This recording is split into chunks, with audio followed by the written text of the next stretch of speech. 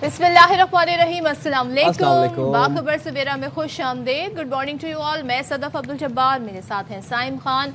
अब आप लोगों से अगर मैं हाल पूछूंगी तो आप लोग काफ़ी गुस्सा करने लगेंगे, क्योंकि हम सबका ही कुछ ऐसा ही हाल है बिकॉज ऑफ द वेदर। मौसम ने जो तेवर दिखाए हमें, हम तो बड़े अच्छे से ये सोच रहे थे कि जनाब इस बार तो सर्दी इतनी, मतलब ऐसा मौसम रहा। आपको याद है जो मार्च का महीना था जिसमें ईद थी, उन दिनों बाकायदा और कराची में ओले पड़े। हमने सोचा शायद इस दफा ना गर्मी देर से आएगी। अप्रैल तक भी, हाँ अप्रैल तक भी। अप्रैल में तो बर्फबारी हो रही थी भाई। Quite not here, not like in Karachi. नहीं, वो याद नहीं आपको कि वो जो रूई के गाले जैसे हैदराबाद की साइड पे। नहीं, आपको याद नहीं है जब अप्रैल में अभी जो लास्ट तूफानी बारिश हुई है जिसमें ओले गिरे हैं, उसमें वो ओले और वो बर्फ टाइप की सिचुएशन भी हुई है, तेज आंधी तूफान आया है। तो क्रिस्टल वाली हाँ, बर्फ वो क्रिस्टल, होती है ना, तो क्रिस्टल वो वाली बर्फ तो क्या कहें, वो जरा क्रिस्टल किस्म की। खैर वो ओले पड़े और ओले जनाब, उसके बाद हमने सोचा कि इस बार तो कराची में जरा देर से गर्मी आएगी, मगर गर्मी आई है, एकदम से आई है, तबाह कुन आई है। कल लग रहा था कि हवाएं जो कराची की मशहूर है वो हवाएं गरम थपेड़े, लू के थपेड़े थे कल, और ऐसी तपिश थी जैसे आप तंदूर में है। और ये गर्मी जो होती है ना, ये तकरीबन 11 बजे से लेकर और दोपहर के 4 से 5 बजे तक आपको तपिश बाकायदा महसूस होती है। और इसमें बस आप लोगों से दरख्वास्त ये है कि प्लीज़ आपने एहतियाती तदाबीर अपनानी है, अपना ख्याल खुद रखना है। प्लीज़ वाटर बॉटल के बगैर घर से बाहर ना निकलें। जो हजरात, जो अफराद बाइक पे सवारी करते हैं, बाइक राइड करते हैं, आपसे गुजारिश है कि आप एक वेट टाल अपने साथ रखें और पानी की बोतल तो लाजमी रखें और एहतियात बरतें प्लीज़। भाई बिला ज़रूरत घर से निकलने की बिल्कुल भी ज़रूरत नहीं है, क्योंकि ये वो गर्मी है जिसमें आप अवॉइड करें दिन के टाइमिंग में, ख़ास तौर पे सुबह 10 से लेके शाम 4 बजे तक का जो टाइम है, इन औकात में आपने बिल्कुल भी सन एक्सपोजर नहीं करना है। क्योंकि यहाँ पे सिर्फ हम सूरज की बात नहीं कर रहे हैं, हम गर्म हवाओं की, तपिश की, लू की बात कर रहे हैं और हीट वेव के खतरात का भी इजहार किया जा रहा है। तो हम तो सिंध की बात कर रहे थे, सिंध कराची शहर की बात कर रहे थे। यहाँ पे चिलचिलाती धूप, गर्म हवाओं से शहरी बेहाल है। और सबसे ज़्यादा गर्मी अगर सिंध में हम आपको ओवरऑल बताएं तो मिट्टी में 45 डिग्री सेंटीग्रेड रही। हैदराबाद, नवाब शाह में दर्ज हरारत 41, सांगड़, सकरन, दादू, मीरपुर खास में 40 सेंटीग्रेड। और कराची में बात करें तो समंदरी हवाएं बंद होने से दर्ज हरारत 43 सेंटीग्रेड तक जा पहुंचा, जिसकी शिद्दत 46 डिग्री तक महसूस की गई। और खबरें ये भी आ रही हैं कि कल की जो गर्मी थी उसकी वजह से लोगों की जान भी चली गई है। ज़ाहिर है हीट स्ट्रोक, और उसके बाद फिर सडनली डिहाइड्रेशन एंड देन उसके बाद फिर कार्डियक अरेस्ट होते हैं। नज़ीर शाह कुछ ऐसे कैंप्स के बाहर मौजूद हैं जहां पर लोगों को पानी पिलाया जा रहा है, उनको ज़ाहिर है उनको एक तरह से प्रोटेक्टेड रखने के लिए उनके ऊपर पानी शावर किया जाता है, चेहरे पर, बॉडी पर, उनके टावल्स वगैरह गीले करने के लिए एक वो कैंप लगा होता है। नज़ीर शाह कहाँ पर मौजूद है और वहाँ पर क्या इंतजाम देख रहे हैं, नज़ीर से जाने थे। जी नज़ीर बताइएगा। देखिए साहब, मैं इस वक्त छीपा सदखाने के बाहर मौजूद हूँ, जहाँ छीपा फाउंडेशन की जानिब से यहाँ पर एक बड़ी सबील भी लगाई गई है, जहाँ पर लोगों को पानी और ठंडा शरबत दोनों यहाँ पर मुयसर होंगे। यहाँ पर आप देख सकते हैं कि बर्फ़ डालकर एक बड़े इक़दाम किए गए, क्योंकि गुज़श्ता रोज़ जो हीट वेव चली थी उससे तकरीबन 8 लोग जाबाग हुए थे, जिनमें से 2 अफराद की लाशें इस वक्त भी अस्पताल में, जबकि बाकी उनके वर्सा को मुंतकिल कर दी गई थी। सबसे पहले हम जो तर्जुमान छिपा है उससे जानेंगे कौन लोग थे, उनको कहाँ से उठाया गया था, फिर हम आपको बाकी बताएंगे कि इस वक्त शहर की क्या सूरत हाल है, कितने लोगों की अमवात अब तक इस हीट वेव से कल से अब तक हो चुकी है। कल से अब तक जो है 10 अफराद जामबाग हो चुके हैं कराची के मुख्तलिफ। 2 मजीद हो गए, 2 मजीद हो गए, टोटल 12 हो गए। अभी वो कार्रवाई के लिए आबासी अस्पताल गई हैं बॉडीज़, बाकी 7 बॉडीज़ अंदर हैं और 3 जो है वर्सा ले गए अपने साथ कार्रवाई के बाद। मतलब 10 की तादाद इस वक्त पूरी हो चुकी है। तो ये कहाँ से और उसके अंदर कितने नशई थे और कितने आम लोग थे? इसमें से 4 नशई थे, बाकी जो 6 लोग थे वो नॉर्मल लोग थे, वो ओल्ड एज थे, गर्मी की शिद्दत बर्दाश्त नहीं कर पाए और वो मौके पर जामबाग हो गए। तो अभी ये कितने मकामात पर ये आपके लगाए? ये हमने 72 मुकामात पर पानी का बंदोबस्त किया है, मशरूबात का ठंडे, क्योंकि लोगों को गर्मी बर्दाश्त नहीं हो रही। आज का दिन भी ऐसा ही है कि टेम्परेचर बहुत हाई रहेगा। आप यूँ देखें गुज़श्ता रोज़ तकरीबन 42 तक दर्जा हरारत गया था। 72 मकामात पर छीपा फाउंडेशन की जानिब से ये ठंडे पानी पिलाने का इंतज़ाम किया गया है। और कराची के मुख्तलिफ इलाके, आप ये समझे कि इस वक्त तकरीबन 9:10 शायद हो रहे होंगे। तो इस वक्त गर्मी की शिद्दत जो है اتنی زیادہ ہمیں فیل ہو رہی ہے, ہم سڑک پر موجود ہیں. تو جیسے جیسے یہ دن چڑھے گا تو صورتحال مزید گرم ہوتی جائے گی, اور گزشتہ روز بھی جب 40 درجہ حرارت تھا تو فیل لائک 42 44 آ رہا تھا, اور جب 42 ہو گیا تو آپ سوچیں گرمی کی ایک تو حدت زیادہ تھی, لو چل رہی تھی, ہیٹ ویو کی وجہ سے جو اب مجموعی تعداد ہے لوگوں کے جاں بحق ہونے کی وہ 10 ہو چکی ہے. اور اس وقت کراچی کے مختلف علاقوں میں ہم دیکھ رہے ہیں کہ رضاکارانہ طور پر فلاحی ادارے یا دیگر لوگ جو اس طرح کے کیمپس لگا کر لوگوں کا فائدہ پہنچانے کے لیے تاکہ ان کی جان محفوظ رہ سکے, کیونکہ ڈاکٹر یہ کہتے ہیں کہ ایسے موسم میں آپ مشروبات کا استعمال کریں, پانی زیادہ سے زیادہ پئیں, کیونکہ ڈی ہائیڈریشن ہی آپ کی موت کا سبب بنتی ہے, اور حکومتی سطح پر اس کو پروموٹ کرنا چاہیے. صحیح آپ نذیر فرما رہے ہیں. ہم بھی لوگوں سے گزارش کر رہے ہیں کہ کوشش یہ کریں کہ آپ ڈی ہائیڈریشن کا شکار نہ ہو, پانی زیادہ پئیں, مشروبات پئیں, لیکن وہ مشروبات پئیں جن میں الیکٹرولائٹس ہو, وائٹامن سی ہو, تاکہ آپ کے جسم کو ریکوائرڈ انرجی جو ہے وہ ملے, نمکیات ملے. نہیں تو سمپلی آپ نے پانی, جو آپ کی پانی کی بوٹل ہے اس میں آپ نے ایک لیمو لے لینا ہے, اور آپ نے منٹ کے کچھ پتے ڈال دینے ہیں, ساتھ میں پنک سالٹ ہے اگر ہے تو وہ ڈال دیں, تو وہ آپ کا ایک طریقے سے الیکٹرولائٹس بن جائے گا. ORS کا نہیں تو استعمال ضرور کریں, خاص طور پہ بزرگ افراد, اور سن ایکسپوجر سے جتنا اپنے آپ کو بچا سکتے ہیں بچائیں. سن اسکرین کا استعمال لازمی کریں, اور سن اسکرین کا استعمال, سن بلاک کا استعمال مرد بھی کر سکتے ہیں, کوئی ایسی برائی نہیں ہے اس کے اندر. اگر آپ بائک پہ سفر کرتے ہیں, ٹریول کرتے ہیں, اپنی آپ کو اسکن ایشوز اپنے آپ کو ہونے سے بچائیں, اور آپ سن اسکرین کا استعمال کریں. موونگ فارورڈ جناب, کراچی میں تو پھر چلیں ایٹ لیسٹ ہمارے پاس ایک یہ ایڈوانٹیج ہے کہ ہوائیں چلتی ہیں کبھی نہ کبھی شام کے ٹائم, اور عموماً چل ہی رہی ہوتی ہیں. مطلب 6 بجے سے لے کر رات 12-1 بجے تک جتنا مرضی پارا ہائے ہو, ہوا چلتی ہے, مغربی ہواؤں کا سہارا ہے ہمارے پاس. بٹ سندھ کے وہ علاقے جہاں پر یہ ہوائیں نہیں پہنچتی, جہاں پر ہوا نہیں چلتی, وہاں پر پارا موسم گرم اور مرطوب ہوتا ہے, وہاں پر تپش ہوتی ہے.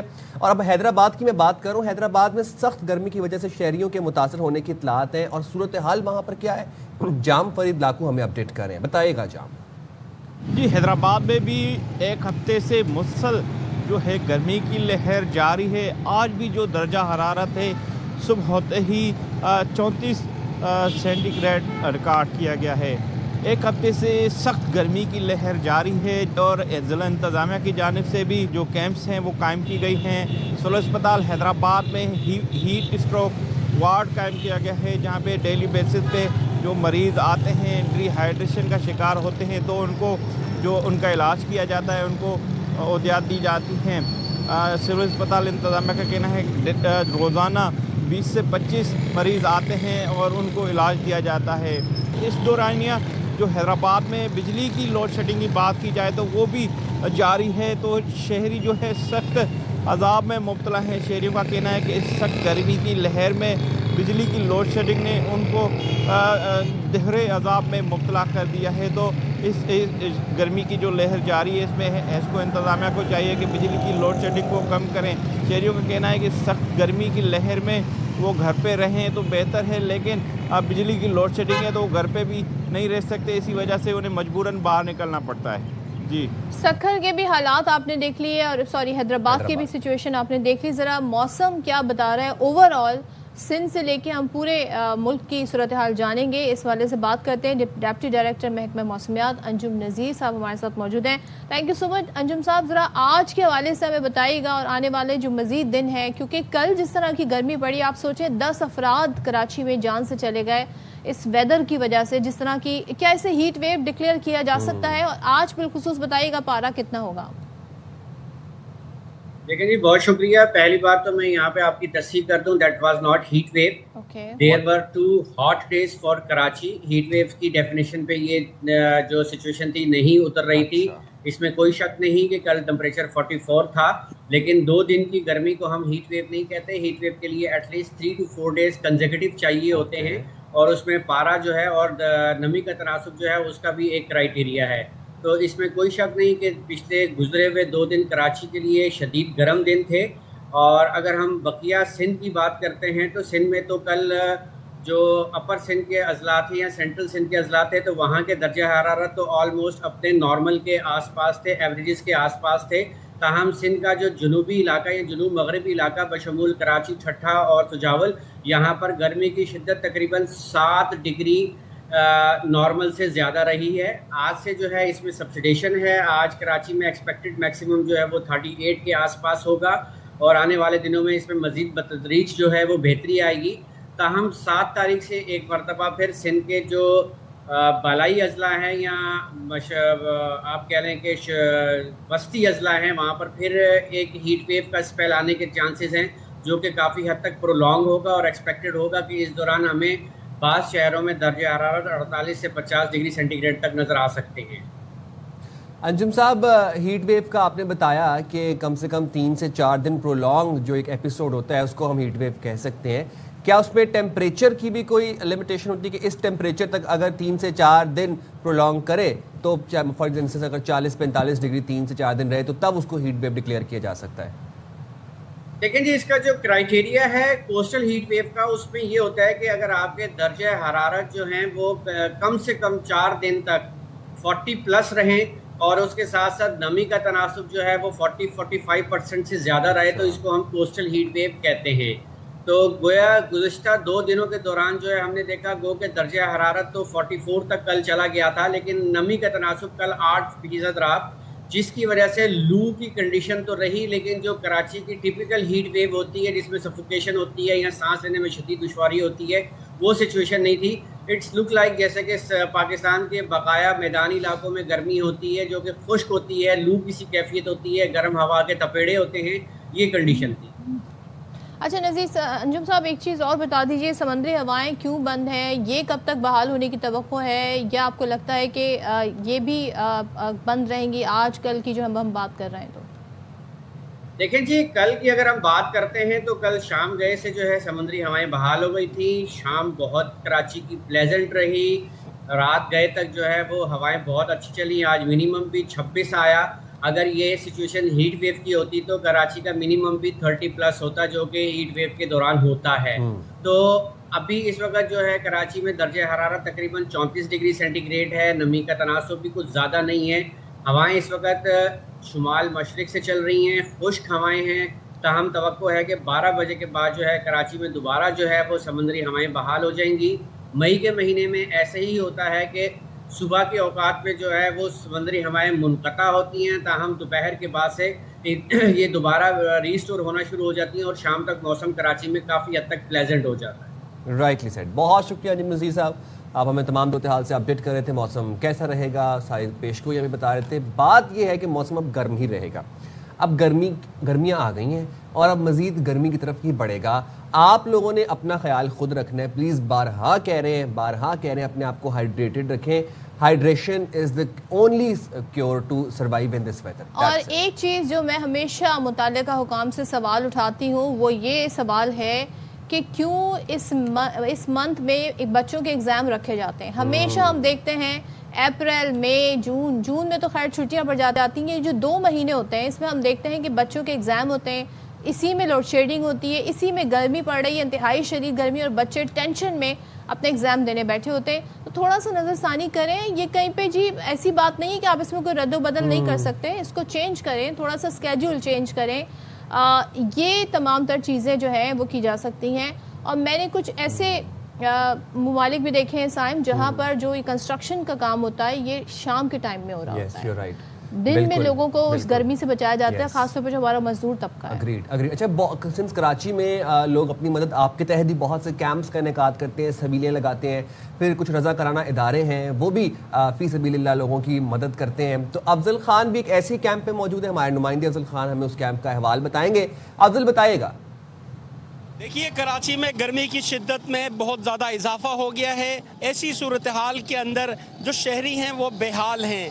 ایسے ہی شہریوں کو فوری طور پر ٹھنڈا پانی فراہم کرنے کے لیے ایدی فاؤنڈیشن کی جانب سے ٹاور پر ایک کیمپ لگایا گیا ہے. یہاں پر گرمی سے پریشان حال لوگ آتے ہیں.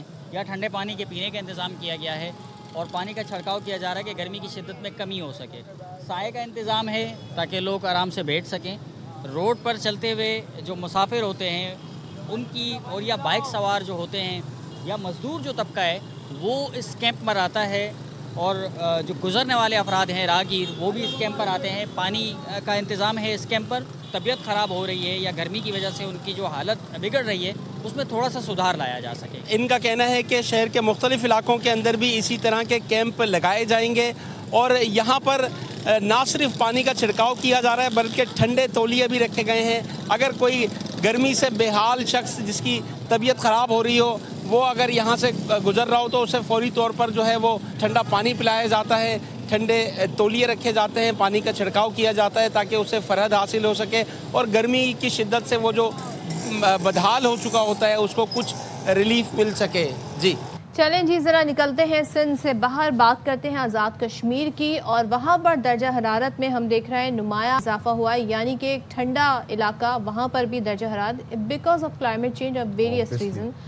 یہاں پر تیزی سے جو برف جمی ہوئی تھی وہ پگھلنے لگی ہے اور اس کے نتیجے میں دریاؤں میں, ندی میں, نالوں میں اچانک طغیانی کا خطرہ بڑھ گیا ہے. ڈیزاسٹر مینجمنٹ اتھارٹی کے مطابق درجہ حرارت میں اضافے کی وجہ سے گلیشیئرز اور برفانی جو ذخائر ہیں وہ تیزی سے پگھل رہے ہیں, ظاہر ہے جس کی وجہ سے جو دریا ہیں اس میں غیر معمولی پانی کا بہاؤ ہے. اچھا, ڈیزاسٹر مینجمنٹ اتھارٹی کے مطابق درجہ حرارت میں اضافے کی وجہ سے گلیشیئرز اور برفانی ذخائر تیزی سے پگھل رہے ہیں جس سے دریائی بہاؤ میں غیر معمولی اضافہ ہو سکے, جیسے آپ نے بھی آپ کو بتایا. حکام نے شہریوں کو خبردار یہ کیا ہے کہ وہ غیر ضروری طور پر دریاؤں اور ندی نالوں کے قریب جانے سے گریز کریں, جبکہ ماہی گیروں کو خصوصی احتیاط برتنے کی ہدایت کی گئی ہے تاکہ کسی بھی ناخوشگوار واقعے سے بچا جا سکے. اور یہی ایڈوائزری, یہی جو تدابیر ہیں احتیاطی, یہ ٹریولرز کے لیے بھی ہیں جو کہ کے پی سے جا رہے ہیں یا پنجاب سے جا رہے ہیں یا سندھ سے جا رہے ہیں.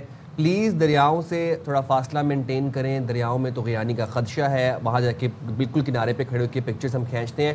لاسٹ بھی آپ کو یاد ہے کہ انتہائی سباب سے ناخوشگوار واقعہ رپورٹ ہوا تھا. پلیز اپنا اپنی فیملی کا خیال رکھیں.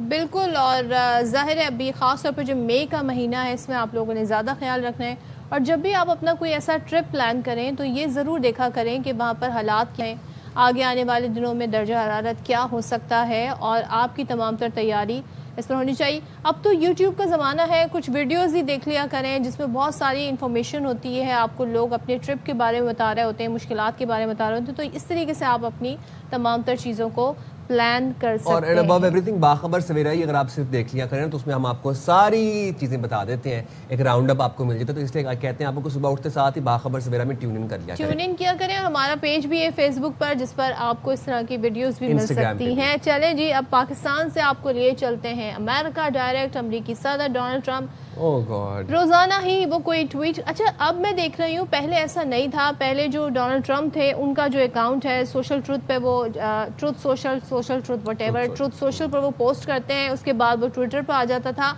وائٹ ہاؤس کا جو آفیشیل اکاؤنٹ ہے ٹویٹر کا, اس پہ ہم ایسی کوئی ایکٹیویٹی نہیں دیکھتے تھے, لیکن اب باقاعدہ مجھے لگتا ہے کہ ڈونلڈ ٹرمپ صاحب نے اس کو بھی اپنے قبضے میں لے لیا ہے, اور وہاں سے بھی اسی قسم کی پوسٹ ہو رہی ہوتی ہے. کل بڑی لمبی انہوں نے تقریر کی اور بار بار وہ کہتے ہیں کہ میں امریکہ کا پہلا صدر ہوں جس نے کوگنیٹو ٹیسٹ جو ہیں کیے ہیں اور بہت سارے لیے ہیں, جس میں بہت ہارڈ سوالات پوچھے جاتے ہیں, اور سوالات بھی بتا رہے ہوتے ہیں جی کون سا جانور ہے, کیا وہ نام بھی بتا رہے ہوتے ہیں, اور کہتے ہیں جب بھی کوئی مجھے یہ ڈاؤٹ کرتا ہے مجھ پہ, میں ٹیسٹ کروا لیتا ہوں.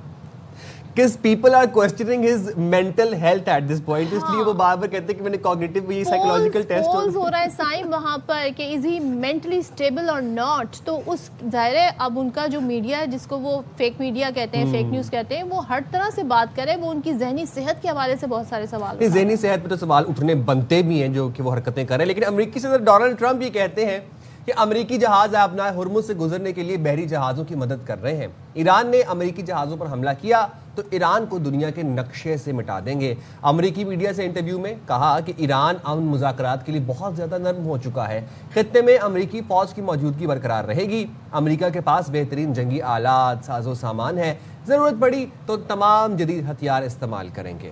یہ انہوں نے جی کہا ہے. اور تمام تر باتوں کے بعد انہوں نے لکھا جی کہ ایران نے ان ملکوں پر حملے کیے جن کا آبنائے ہرمز میں ہمارے آپریشن سے تعلق نہیں تھا. ایران نے آبنائے ہرمز میں جنوبی کوریا کے کارگو جہاز پر بھی حملہ کیا. شاید اب وقت آ گیا ہے کہ جنوبی کوریا مشن میں شامل ہو جائے. اب سوچیں اس بہانے وہ چاہ رہے ہیں کہ کوئی تو ان کے ساتھ شامل ہو جائے. ہم نے ایران کی 7 چھوٹی کشتیاں تباہ کر دی ہیں. ایران کے پاس اب یہی رہ گئی ہیں جنہیں تیز کشتیاں کہتے ہیں. اچھا دوسری جانب ہم نے کل دیکھا الرٹ ایک دم سے یو اے ای کے کچھ اکاؤنٹس ہیں جہاں سے یہ بتانا شروع کر دیا گیا وہاں کے لوگوں نے کہ جی الرٹ جاری ہوا ہے حکومت کی طرف سے اور بتایا گیا ہے کہ جی آپ لوگ سیف مقامات پر چلے جائیں, میزل اٹیک ہو سکتا ہے. اور پھر بعد میں اس طرح کی خبریں بھی آنا شروع ہوئیں. تو اس کے جواب میں ایران نے یو اے ای کے ان دعووں کی تردید کر دی ہے اور کہا ہے کہ متحدہ عرب امارات کو نشانہ بنانے کا کوئی منصوبہ نہیں رکھتے, نہ منصوبہ تھا نہ ایسا منصوبہ ہم رکھتے ہیں. تو ایرانی سرکاری میڈیا نے سینئر فوجی حکام کے حوالے سے بتایا کہ ایران کا یو اے ای پر حملے کا کوئی منصوبہ نہیں, اور ساتھ ہی یہ بھی بتایا اس سے متعلق انہوں نے خبر دی کہ ایرانی فوجی حکام نے خبردار کیا کہ متحدہ عرب امارات نے سوچے سمجھے بغیر اقدام کیا تو اس کے مفادات ایران کا ہدف ہوں گے, کیونکہ کل یہ بتایا جاتا ہے فجیرہ کی جو آئل ریفائنری ہے وہاں پر اٹیک ہو گیا. یہ ایک بڑی ایکسپورٹ ان کی یہاں سے ہوتی ہے آئل کی, لیکن ایران اس کی تردید کر رہا ہے. اچھا جی بھائی شامل گفتگو کر لیتے ہیں, ہمارے ساتھ جمیل احمد خان صاحب موجود ہیں. بہت شکریہ ڈاکٹر صاحب آپ نے پروگرام کے لیے وقت نکالا. کل ڈونلڈ ٹرمپ سب تدابیریں آزمانے کے بعد کل ساؤتھ کوریا کو آفریں کروا رہے تھے کہ آپ بھی ذرا شامل ہوں ہمارے ساتھ یہ پروجیکٹ فریڈم کے اندر. ہاں جی آپ پہ اٹیک ہو گیا. اچھا وہ نا ذرا وہ بھی کرتے ہیں, انسٹیگیٹ بھی کرتے ہیں ساتھ ساتھ ٹویٹس کے اندر. ہاں آپ آفر بھی کرواتے ہیں. آپ ساؤتھ کوریا کو کہہ رہے تھے کہ آج ہی آپ پروجیکٹ فریڈم جوائن کریں, مل کے مشترکہ کارروائی کرتے ہیں اور آبنائے ہرمز کھلواتے ہیں. کیا لگ رہا ہے آپ کو ڈونلڈ ٹرمپ کی ذہنی جو حالت ہے اس کے اوپر صحیح سوالات اٹھ رہے ہیں, صحیح پولز امریکہ میں کیے جا رہے ہیں؟ جی ہاں اس میں ہم تو خیر کیا کہیں گے, امریکہ میڈیا جو سروے پیش کر رہا ہے اور بڑے مستحکم قسم کے سروے ان کے پاسٹ میں آتے رہے ہیں, ماضی میں آتے رہے ہیں, اور اس میں اے بی سی نیوز کر رہا ہے, اس میں واشنگٹن پوسٹ کر رہا ہے, اس میں ایکسیوس کر رہا ہے. یہ سارے سروے بتا رہے ہیں کہ امریکن آبادی سمجھتی ہے کہ ڈونلڈ ٹرمپ کی مینٹل کنڈیشن جو ہے وہ نارمل نہیں ہے, وہ بتا رہے ہیں. تو لیکن جب روسی سروے میں انہوں نے ذکر کیا ہے کہ 40% لوگ اب بھی وہ ہے جو سمجھتے ہیں کہ ان کو قیادت جاری رکھنی چاہیے, تو وہ ہمیں پتہ ہے کہ اس کی کیا وجہ ہے. جو ان کی ظاہر ہے ووٹر سپورٹرز ہیں جو ریڈ نیک ہیں وہ تو ان کو سپورٹ کریں گے. ایک تو یہ صورتحال رہی اور یہ دنیا کے لیے بڑی خدشے اور خطرے کی بات ہے, کیونکہ یہی ہیلری کلنٹن نے آج سے کافی عرصہ پہلے بات کی تھی کہ ایسا شخص جس کی یہ سچویشن ہو, یہ condition who, the one who has a very thin skin and anyone can get under his skin and get the decision made, so that is very dangerous for a country like United States, کیونکہ اس میں ان کے پاس جوہری ہتھیار چلانے کا code ہوتا ہے. امریکہ کا شخص واحد شخص ہے جو کہ اس کے پاس وہ بکسا ساتھ ساتھ چل رہا ہوتا ہے جس میں کوڈ ہوتا ہے, اور وہ جب چاہے آرڈر دے دے کہ ہاں بھائی اس کو ٹھیک ہے, these are the codes, let's fire. تو یہ بڑا خطرناک معاملہ ہے.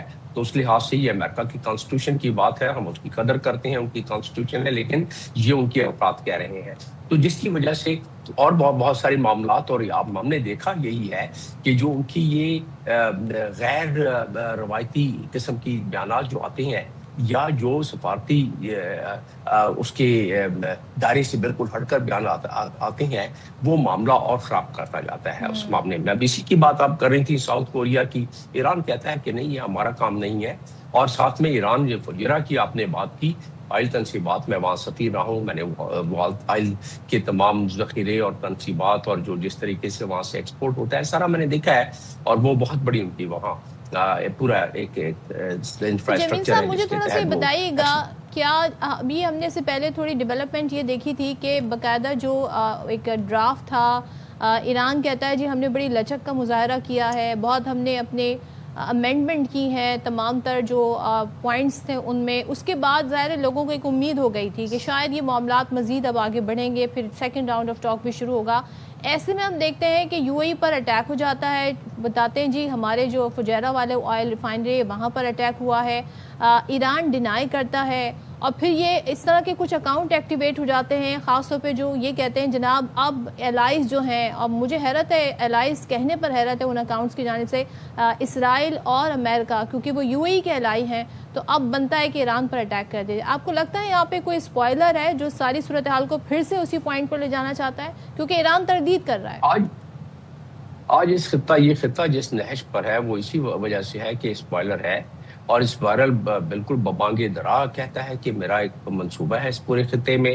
اس منصوبے کے تحت اس نے 6 ممالک پر پچھلے کو 1.5-2 سالوں میں بمباریاں کی ہیں, ان کو نیوٹرلائز کرنے کی کوشش کی ہے, اور ساتھ ساتھ اس نے حملے جاری رکھے ہیں. آج بھی دیکھیں گزشتہ شب لبنان میں وہ کیا اور بتدریج کیا کر رہا ہے کس انٹرنیشنل قانون کی. تو یہ تمام وہ اسپوائلر تو موجود ہے, لیکن اسپوائلر جو اناؤنس کر کے کرتا ہے وہ تو ہمیں اندازہ ہے.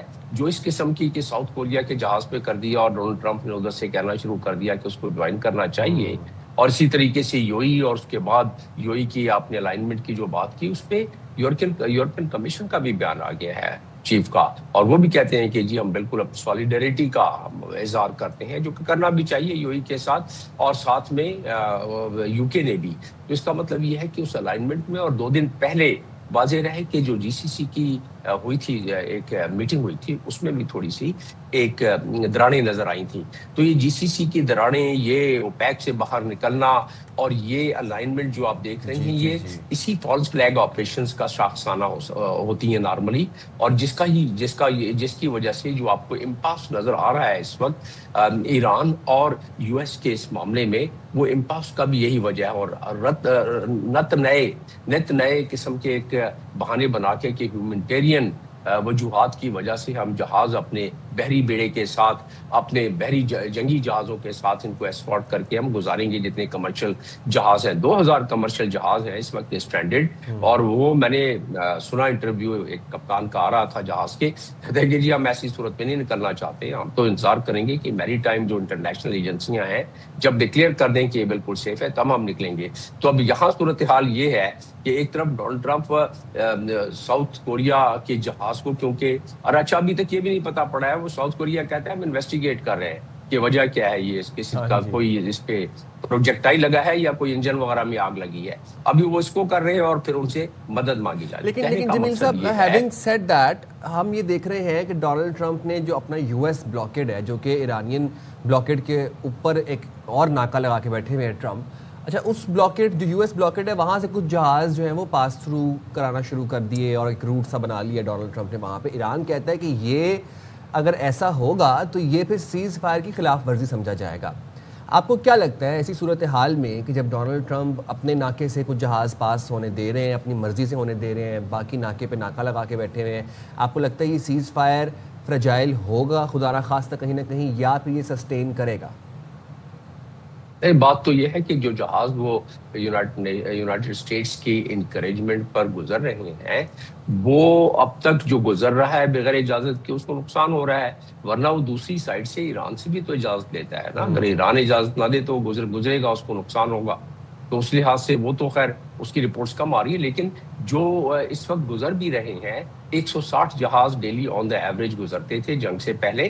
آزمائے اور میں جو دنیا کی ضرورت ہے, دنیا کو جو سپلائی چین ہے آئل کی بھی اور باقی تمام, وہ 160 سے پوری ہوتی تھی, اور اب 5 اور 4 اور 6 اس سے زیادہ گزر نہیں سک رہے ہیں. تو آپ اندازہ کر لیں اگر یہ بھی ایران نے کچھ کرپٹو کرنسی میں پیسے لیے, ان سے ٹیکس لیا, کچھ ویسے ٹیکس لیا, لیکن وہ بھی کرپٹو کرنسی پہ بھی قدغن لگ گئی ہے, تو دشواریاں تو ایران کے لیے بھی آ رہی ہیں. لیکن جو 4-5 جہاز آپ کے سوال کا جواب جو گزر رہے ہیں وہ بغیر پاسداران کی اجازت کے اگر گزریں گے تو ان کو نقصان ہوگا, نہیں گزر سکتے وہ ایسے. اب جو صورتحال ہے اور جو نیول بلاک کے سپورٹ کے ذریعے اگر امریکہ لے کے جاتا ہے تو یہ جنگ دوبارہ چھڑ سکتی ہے, اس لیے کہ پاسداران نے کہہ دیا ہے کہ یہ آپ اس طرح اگر جہازوں کو گزاریں گے تو یہ جنگ کی خلاف ورزی ہوگی. ہم ظاہر ہے پھر اس پر وہ حملہ ہو سکتا ہے, اور پھر اس کی جوابی حملے میں آپ کل کی بات کریں 6 کشتیاں انہوں نے ڈبوئی ہیں. یہ تو پاکستان جیسے میڈیٹرز ہیں جنہوں نے کچھ چنگاریوں کو تھوڑا ٹھنڈا رکھا ہوا ہے. بلکہ ایران کا ایک جو جہاز تھا وہ پاکستان کے حوالے کیا اور حکام کے بھی امریکہ نے پاکستان کے حوالے کیا, تو یہ بڑا ایک اعتماد کا ہم دیکھتے مظہر ہے دونوں ممالک کی جانب سے, چاہے ایران اور امریکہ, کہ وہ پاکستان پہ بڑا ٹرسٹ کرتے ہیں ساری صورتحال میں. Thank you so much doctor Jamil, ہمارے ساتھ تھے, ساری صورتحال پر بات کر رہے تھے. ڈونلڈ ٹرمپ صاحب اگر تھوڑا سا بولنا کم کر دیں, لکھنا کم کر دیں, ٹویٹ کم کرنا, وہ جو ٹائپ کرتے ہیں وہ کر دیں, دنیا میں امن آ جائے گا. میں آپ کو بتا رہی ہوں بہت حد تک امن آ جائے گا. یہ جو سوچ بچار کے ایک ہوتا ہے نا معاملات, اس میں جو ہے نا جب اس طرح کے بیانات آتے ہیں تو پھر دونوں جانب سے پھر ریٹورکس جو ہے نا وہ شروع ہو جاتی ہیں. جناب ہم جائیں گے ایک چھوٹی سی بریک پہ, حاضر ہوں گے بریک کے بعد اور گفتگو کے سلسلے کو یہیں سے کنٹینیو کریں گے. اسٹے دیئر ود اس.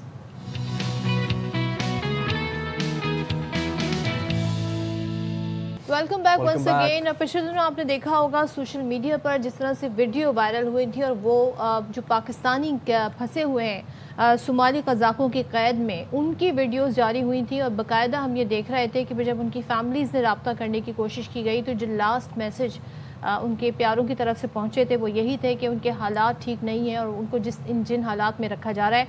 अब ये जो पाकिस्तानी हैं इनकी तादाद है तकरीबन 11 और ये रिहाई के मुंतज़र हैं। अब अच्छी खबर ये है कि ज़ाहिर इस हवाले से राब्ते भी हुए हैं कुछ, और उसके बाद हम देख रहे हैं कि पाकिस्तानी अमला कई रोज़ से जो यरगमाल है इनमें कराची से ताल्लुक़ रखने वाले अफराद भी शामिल है, सिफारती ज़राए भी इस्तेमाल किए जा रहे हैं और ख़ास तौर पर हम देख रहे हैं सोमाली हुकूमत ने पाकिस्तान को तहरीरी तौर पर मुकम्मल ताउन और मग़वियों की महफूज वापसी की मदद की उन्होंने यकीन दहानी कराई है। थोड़ा सा आपको ज़रा एक दफ़ा इसका बैकग्राउंड भी रिकॉल करवा दें। बंकर टैंकर था, ऑनर 25 उसका नाम था, सोमाली कोस्ट पे वो सेल कर रहा था इन द इंडियन ओशन। बहरी कज़ाक जो कि आर्म्ड पायरेट्स का एक ग्रुप था, उन्होंने उस वेसल पे अटैक किया, उसको इंटरसेप्ट किया। उस वेसल पे ऑयल था और साथ ही साथ 20 क्रू मेंबर्स थे मल्टी नेशनल, जिनमें से 11 पाकिस्तानी थे। सोमाली टेरिटोरियल वाटर्स में उस बंकर टैंकर को ले जाया गया, जहाँ पर फिर 21 अप्रैल के बाद से लेकर अब तक किसी भी क्रू मेंबर का, जो पाकिस्तानी क्रू मेंबर्स हैं, उनका अपनी फैमिली से रब्ता नहीं हो पा रहा। फैमिली इंतहाई परेशान है, अहले खाना परेशान है, बच्चे परेशान हैं। लेकिन जो खुशाइन बात थी वो सदफ ने आपको बताई है कि राब्ते में सोमाली हुकूमत ने कहा है कि जी हम वापसी इन लोगों की यकीनी बनाएंगे। तो इस वक्त इसी तरीके से सूरत हाल पर मज़ीद बात कर लेते हैं। हमारे साथ मौजूद है सोमालिया में बहरी जहाज़ पर मौजूद पाकिस्तानी अमले के रुकन यासिर खान की अहलिया महविश यासिर हमारे साथ इस वक्त मौजूद हैं। Mahwish, thank you so much, बहुत शुक्रिया। और ज़ाहिर है आप जिन हालात में हम इस वक्त आपसे मुखातिब हैं, हम आपके साथ हैं इस मुश्किल की घड़ी में, और ज़ाहिर है हुकूमत पाकिस्तान भी इस हवाले से कोशिश कर रही है। बस आपसे जानना चाहते हैं कि आपका आखिरी बार, ज़ाहिर सिचुएशन से पहले की बात कर रही हूँ, जो राब्ता हुआ था कब हुआ था, किस तरह से हुआ था और क्या बात हुई थी अपने शौहर से? लास्ट टाइम जब हाईजैक हो रहा था तो उसी टाइम पर ही मेरी बात हुई थी और उन्होंने बताया था कि शिप जो है वो हाईजैक हो गई है। उसके बाद एक दफ़ा और बात कराई थी 24 को, पायरेट्स ने खुद फ़ोन लिया था तो उन्होंने बताया था कि ये ऑलमोस्ट 30 to 40 पायरेट्स हैं और सारे जो है वो इनके पास बहुत असला है। फिर हमारी बात हुई अभी 2 से 3 दिन पहले, वो उन्होंने स्पीकर्स ऑन करके दिए, साथ खड़े हुए थे उनके। अच्छा। और हमारी बमुश्किल 2-3 मिनट की बात हुई थी। बस उन्होंने खैर खैरियत बताई और ये बताया कि हमारा प्रोविजन खत्म होने वाला है, पानी भी खत्म होने वाला है।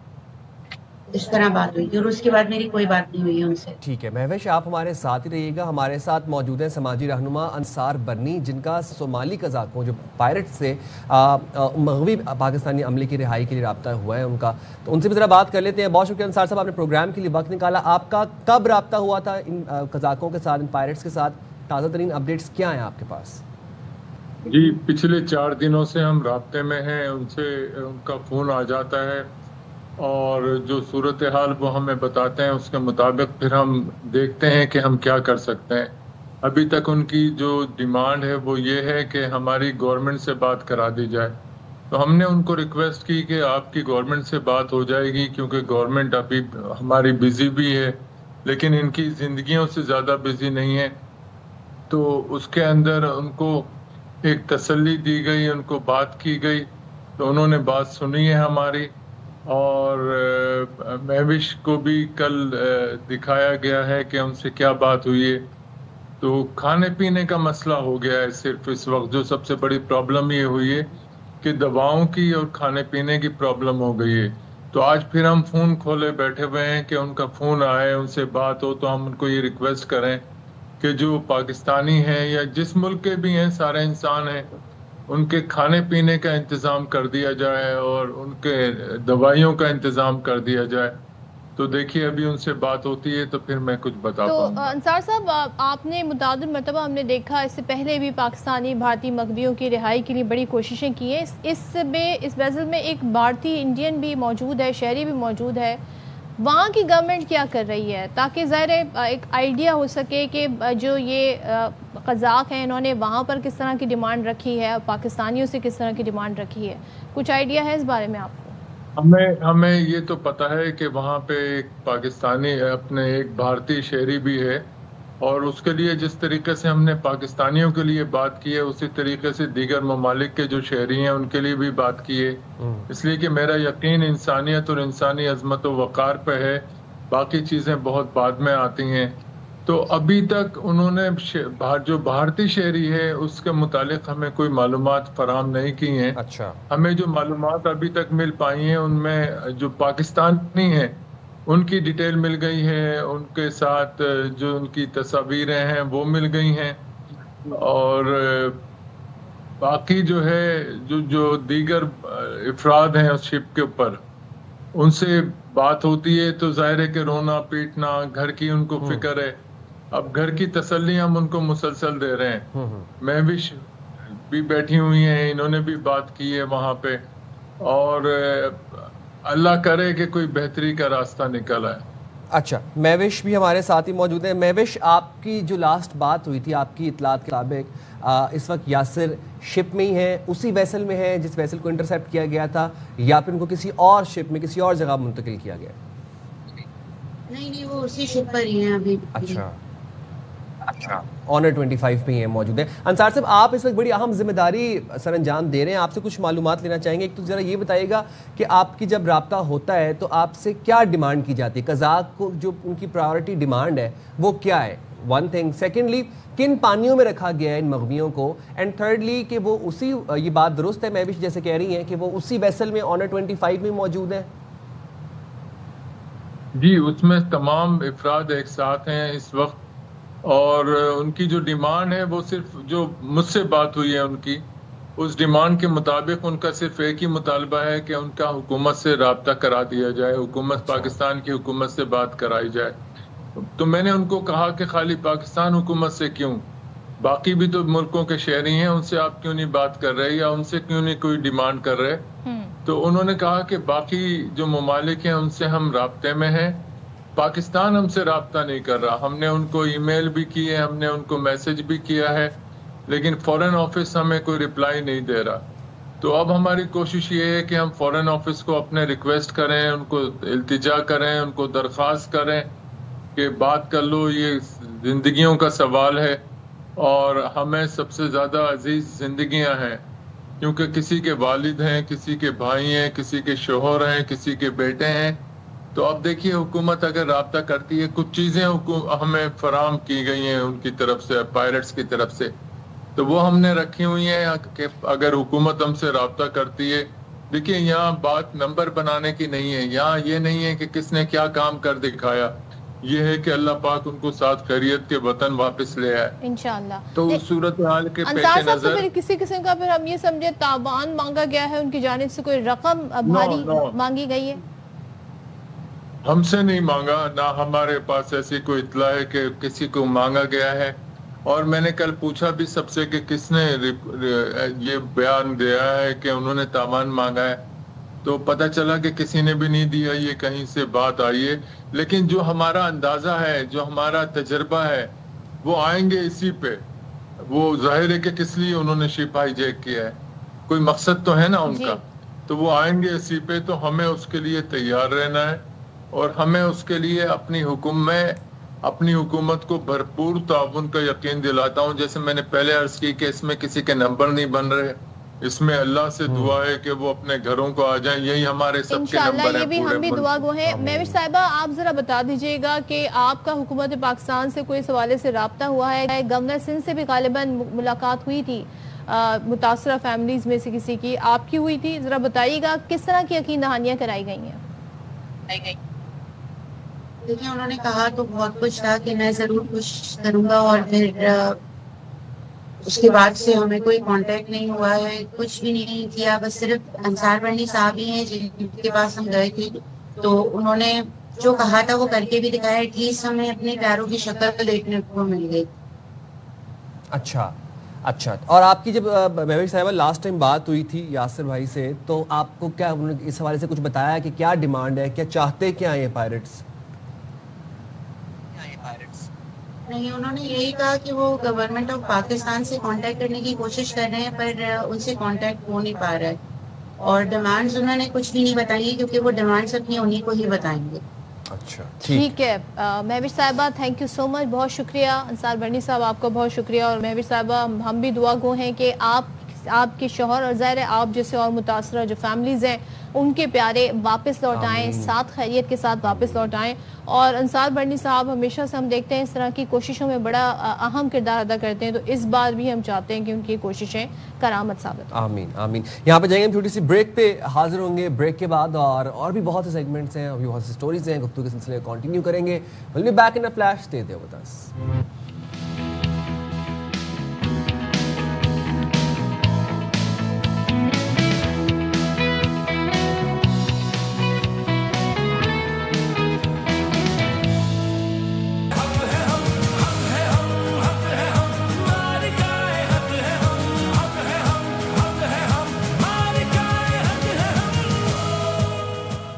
السلام علیکم, ویلکم بیک ٹو باخبر سویرا. جناب الحمدللہ رب العالمین, اللہ تعالیٰ نے پچھلے سال پاکستان کو ایک ایسی عظیم فتح سے نوازا جس کو آج 1 سال مکمل ہونے کو ہے, اور ہم مارکہ حق کی مناسبت سے یہ پورا ویک سیلیبریٹ کریں گے. ایک بات میں آپ کو بتا دوں کہ 7, 8 اور 9 تاریخ کو آپ نے تیار رہنا ہے, باخبر سویرا ٹائم سے ٹیون کر لینا ہے, کیونکہ ہم کریں گے سیلیبریٹ اس مارکے کو ایز اے بنیان مرصوص, اور جو کہ ہم ہیں بھی بنیان مرصوص. تو پہلگام فالس فلیگ آپریشن جو کہ بھارت نے کر کے یہ سوچا تھا کہ شاید پاکستان کے اوپر کسی نہ قسم کی جارحیت کی جا سکتی, لیکن ایسا جواب ملا کہ آج کے دن تک بھارت irrelevant ہی ہو گیا. میں یہ سوچ رہی ہوں کہ ہم تو الحمدللہ یہاں پر بنیان مرصوص کی پہلی اینیورسری منا رہے ہوں گے, وہاں پر کیا عالم ہوگا جن کے ساتھ یہ ہوئی ہے, جن کے 1 نہیں 2 نہیں 3 نہیں 6 طیارے گرے ہیں. اور پھر ہم نے دیکھا ان کے ابھی اب سوالات اس بارے میں اٹھنے لگے, لیکن جیسا آپ نے پہلگام فالس فلیگ کے حوالے سے ذکر کیا, مقصد اس کا یہی تھا جو ہمیشہ سے انڈیا کا رہا ہے کہ پاکستان مخالف بیانیہ, پاکستان کے خلاف عرضہ سرائی, پاکستان کو دہشت گرد اسٹیٹ قرار دینا, یہ تمام تر جو ان کا بیانیہ تھا یہ زمیں بوس ہو گیا, یہ ڈھیر ہو گیا. کیونکہ واقعی کے فوری بعد ہم نے دیکھا بھارتی سازش کے تحت پاکستان پر الزامات لگائے لے کر گئے, لیکن ایک الزام کا ثبوت آج 1 سال ہو گیا ہے, کسی بھی الزام کا ثبوت نہیں دکھا سکا بھارت. تو انتہا پسند حلقوں اور جو ان کا میڈیا ہے, جو ان کا کلاؤن میڈیا ہے, انہوں نے گمراہ کن بیانیے کو آگے بڑھایا, اور اب ان صحافت کہنا ان کے یہاں کے لوگوں کو, میں تو کہتی ہوں کہ یہ صحافت کے ساتھ زیادتی ہوگی. پہلگام ڈرامے کے بعد ہم نے دیکھا جو مبینہ ہلاک شدگان کی تصویریں تھیں, بعد میں اس کو انٹرنیشنل میڈیا نے ڈیبنک کیا کہ AIC یعنی کہ جو مصنوعی ذہانت ہے اس سے تیار شدہ پائی گئی. سو عالمی میڈیا نے بھارتی فوجی افسر اور ان کی جو اہلیہ کی ہلاکت کا دعویٰ تھا وہ حقائق کے برعکس قرار دیا, اور پتہ چلا کہ وہ زندہ ہے. اچھا, 1 سال میں پوری دنیا نے یہ بات جان لی ہے کہ پاکستان اپنا دفاع کرنا بھی جانتا ہے, اور پاکستان امن کا فروغ بھی جانتا ہے, امن قائم کرنا بھی جانتا ہے. آج نیٹ سٹیبلائزر ہے ریجن کے اندر, کون ہے؟ پاکستان ہے. اللہ تعالیٰ نے کامیابی پاکستان کے حصے میں ڈالی کہ پاکستان دنیا میں جو ایک ایسی جنگ چھڑی ہوئی تھی ایران امریکہ کی, جو کہ کوئی تصور بھی نہیں کر پاتا تھا کہ کون بند کروائے گا, کون گارنٹیئر ہوگا, یہ سیز فائر تک بھی کیسے پہنچا جائے گا. پاکستان نے وہ سیز فائر کروایا, اور آج وہ سسٹین کر رہا ہے. 2 بار یہ سیز فائر کروایا, کیونکہ دوسری بار بھی یہ پاکستان نے جو کوششیں کی, تو پھر اس کے بعد اب دیکھیں اب معاملات یہاں پر آ گئے ہیں, اور ظاہر ہے اب جس طریقے سے معاملات آگے بڑھ رہے ہیں تو پاکستان نے اپنی اہمیت ثابت کر دی ہے کہ جو دونوں فریق ہیں جو آپس میں ایک دوسرے سے بات ہی نہیں کرتے تھے, ایران اور امریکہ کی میں بات کر رہی ہوں, وہ دونوں پاکستان پر ٹرسٹ کرتے ہیں. کوئی ان کی شپ کا معاملہ, اور لاسٹ میں ہم نے دیکھا ابھی پچھلے دنوں کل کی بات ہے, جو شپ امریکہ نے اپنی تحویل میں ایران کی لے لی تھی, اس میں ایران کا عملہ بھی وہاں پر موجود تھا. پھر پاکستان کے حوالے وہ کی گئی وہ عملہ, اور پھر پاکستان نے انہیں ایران بھجوایا. تو یہ تمام طور ہم دیکھ رہے ہیں پاکستان کا اس خطے میں ریجنل رول کے علاوہ ہم انٹرنیشنل رول بھی دیکھ رہے ہیں کہ تمام کنٹریز نے, پھر سب نے, ان کے سربراہان مملکت نے فون کر کے جب سیز فائر ہوا تھا پاکستان کی قیادت کا, پاکستان کے وزیر اعظم شہباز شریف کا, پاکستان کے فیلڈ مارشل سید عاصم منیر کا شکریہ ادا کیا. اور پھر جس طریقے سے ڈونلڈ ٹرمپ صاحب خود بھی بڑے معترف ہیں, جس طرح وہ بار بار ذکر کرتے ہیں, تو کیا ہی بات ہے کہ الحمدللہ کہ یہ بھی ہمارے حصے میں آیا کہ ہم دنیا میں امن پسند ملک کے طور پر. اور مارکہ حق میں بھارت کے بہت ایکسپوز ہوا, بہت سے لیولز پہ ایکسپوز ہوا, بہت بڑی معیشت ہے جی, اتنی بڑی معیشت ہے, ایکسپوز ہو گیا. اچھا جی، بہت بڑا دفاعی بجٹ ہے ایکسپوز ہو گیا، رافیلز ہیں، S-400 ہے ایکسپوز ہو گیا، دفاعی بجٹ ان کا ہے بڑا، معیشت بھی ان کی ہے بڑی، لیکن مسئلہ یہ ہے کہ جن پرنسپلز پر، جن اصولز پر یہ لوگ بات کرتے ہیں، ہیٹریٹ کا بیانیہ آگے بڑھاتے ہیں، یہی معیشت جو ہے آپ اپنے لوگوں کے ان کی انداز زندگی بہتر کرنے کے لیے آپ اس پر بھی خرچ کر سکتے ہیں۔ دفاعی بجٹ جس کو ایک کہتے ہیں نا جنگی جنون، اس سے میں کہوں گی بھارت کے اوپر سوار ہے۔ ہمیں یاد ہے جب آپریشن سوئفٹ ریٹارٹ ہوا تھا تو اس وقت جب ابھینندن اور MiG-21 پاکستان کے پاس آ گیا تھا تو اس کے بعد انہوں نے کہا تھا نریندر مودی نے کہ جی رافیل کی کمی، تو وہ رافیل کے نتیجے میں ہم نے دیکھا تب بھی کچھ نہیں ہو سکا۔ تو یہ جو کہتے ہیں نا کہ جنگیں صرف ہتھیاروں سے نہیں جیتی جاتی ہیں، جنگوں کے پیچھے ایک تو جنگ ہونی چاہیے، دوسرے جنگوں کے پیچھے آپ کا کوئی ایجنڈا نہیں تھا، کوئی اصول نہیں تھا، کوئی موقف نہیں تھا۔ آپ نے پاکستان پر انپرووکڈ یہ اٹیک کیا تھا جھوٹے الزام کی بنیاد پہ، تو وہ جو چیزیں ہیں نا وہ آہستہ آہستہ ساری ڈیبنک ہوئی، تمام طرح آپ کے جھوٹ کھلتے گئے کہ جنگ بھی آپ نے ایک بے بنیاد مدعے پر لڑی۔ اور تین دن بھارتی میڈیا، جس کو ہم گودی میڈیا کہتے ہیں، اور اٹسیلف بھارتی بھی گودی میڈیا کے نام سے اپنے میڈیا کو جاننا پکارنا شروع ہو گئے ہیں، کیونکہ وہ مودی کی گود میں بیٹھا ہوا میڈیا ہے۔ 3 دن مسلسل دن رات جھوٹ بولتے رہے، جھوٹے ویژولز دکھاتے رہے، چیختا رہا۔ یہ جو گورو واریہ ہے، وکرانت بھیجو، پھونک ڈالو پاکستان کو، 7 پشتیں بھی پاکستان کو کے خلاف کسی میلی نظر سے نہیں دیکھ سکتی، یہ بات ثابت کر دکھایا ہماری سیکیورٹی فورسز نے۔ میں تو یہ سوچتا ہوں کہ اب یہ 7, 8, 9 کو کیا کریں گے؟ کوئی ماتم مطلب صفحہ ماتم تو بچھا ہوگا، وہ تو آلریڈی بچھا ہوا جب سے پاکستان پیس ٹاکس ہوسٹ کر رہا ہے، لیکن کتنی ہزیمت ہے ان کے لیے کہ یہ ہم یہاں پر 7, 8, 9 کو بیٹھ کے یوم تشکر سیلیبریٹ کریں گے، مارکہ حق بنیانو مرصوص سیلیبریٹ کریں گے، یہ لوگ کیا کریں گے؟ یہ لوگ کیا کریں گے؟ اور ظاہر ہے اب ان کے پاس تو کہتے ہیں نا اپنے عوام کو جواب دینے کے لیے بھی کچھ نہیں ہے۔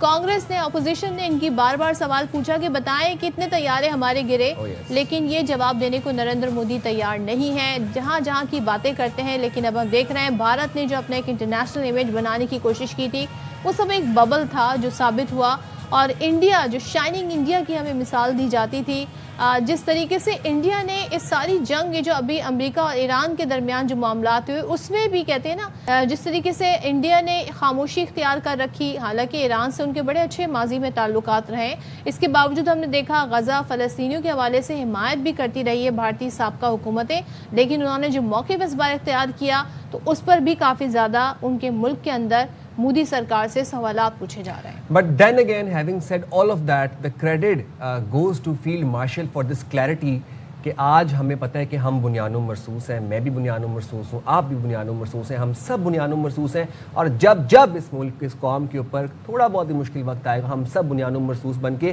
ایسے دشمن کا سامنا کریں گے انشاءاللہ تعالی۔ Moving back to our city, our Karachi, جناب آپ کو بتائیں کہ جامعہ کراچی میں انجمن اساتذہ آج سے شروع ہونے والے سیمسٹر امتحانات کے بائیکاٹ کی دھمکی دے چکے ہیں اور مطالبہ کر دیا ہے کہ ہاؤس رینٹ الاؤنس بحال کیا جائے، ہاؤس رینٹ الاؤنس کی بحالی کا مطالبہ کیا، لیکن جامعہ انتظامیہ نے امتحانات معمول کے مطابق لینے کا اعلان کیا اور 2 ٹوک کہا ہے کہ اساتذہ کے احتجاج کی وجہ سے سیمسٹر امتحان متاثر نہیں ہونے دیں گے۔ اچھا، اور انتظامیہ کی حمایت میں ٹرانسپورٹ ڈپارٹمنٹ نے پوائنٹس چلانے کا اعلان کیا ہے، تو ذرا یہ جان لیتے ہیں کہ آخر کب سے ہاؤس رینٹ نہیں مل رہا ہے، یہ ایشو کیا ہے۔ انور خان ہمارے نمائندے ہمارے ساتھ ہیں۔ انور، تھینک یو سو مچ۔ ظاہر ہے اساتذہ جو ہیں ان کو ایک اپرچونٹی ملتی ہے جب امتحانات ہو رہے ہیں تاکہ اس موقع پر وہ اپنا جو ایک لانگ پینڈنگ جو مدعا ہوتا ہے اس کو سامنے لائیں، اس کو ہائی لائٹ کر سکیں۔ اس بار بھی ہم ایسے ہی دیکھ رہے ہیں، لیکن ذرا بتائیے گا ہاؤس الاؤنس کا معاملہ کیا ہے، سالانہ کتنے اخراجات اس کی مد میں ہوتے ہیں؟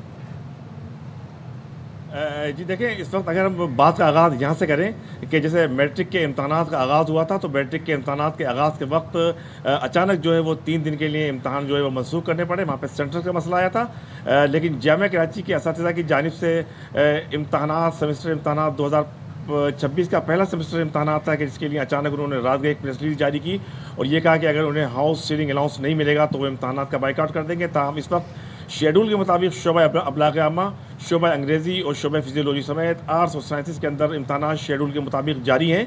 अलबत्ता ये भी ज़रूर सुनने के अंदर आए 102 डिपार्टमेंट ऐसे हैं कि जहाँ पे कुछ सूरत हाल ऐसी रही है कि पर्चा जो है वो ताख़ीर का शिकार रहा। ताहम मजमूई तौर पर जामिया कराची की इंतज़ामिया के मुताबिक पर्चे शेड्यूल के मुताबिक जारी हैं और तमाम तलबा तालिबात मुकर्ररा वक्त पर शेड्यूल बस सर्विस के ज़रिए जामिया कराची पहुँचे। हाउस सीलिंग की अगर आप बात करेंगे तो इस वक्त हाउस सीलिंग के हवाले से जो बात की जाएगी तो जामिया कराची को 50 करोड़ के करीब लगभग जो है वो जामिया कराची को अदा करने पड़ेंगे। 2022 के अंदर अगर बात की जाएगी तो सूबाई और वफाकी HEC इस बात का वाज़े तौर पर इसके ऊपर एतराज़ कर चुकी थी कि हाउस सीलिंग अदा नहीं किया जा सकता, क्योंकि अगर जामिया कराची ये हाउस सीलिंग अदा करेगी तो उसके नतीजे के अंदर 2 से 3 माह बाद ये सूरत हाल पैदा हो जाएगी कि जामिया कराची अपने मुलाजमीन को तनख्वाह अदा करने के काबिल भी नहीं रहेगी। तो फेडरल हुकूमत की जानिब से 85% जो उसका अनाउंस कर दिया गया था इजाफे का, तो इसके ऊपर सिर्फ सिंध की एक दाऊद इंजीनियरिंग यूनिवर्सिटी की सेनेट ने मंजूर करते हुए इस पर अमल दरामद का फैसला किया था। ताहम उसके ऊपर भी यूनिवर्सिटी बोर्ड के हुकाम ने एतराज़ किया। उनका कहना यह था कि सिंध हुकूमत ने अभी तक इसकी मंजूरी नहीं दी है, लिहाजा जो इंजीनियरिंग यूनिवर्सिटी जो है दाऊद इंजीनियरिंग यूनिवर्सिटी के हुकाम को ये बताया गया कि ये हाउस सीलिंग अपने मत से अदा करेंगे।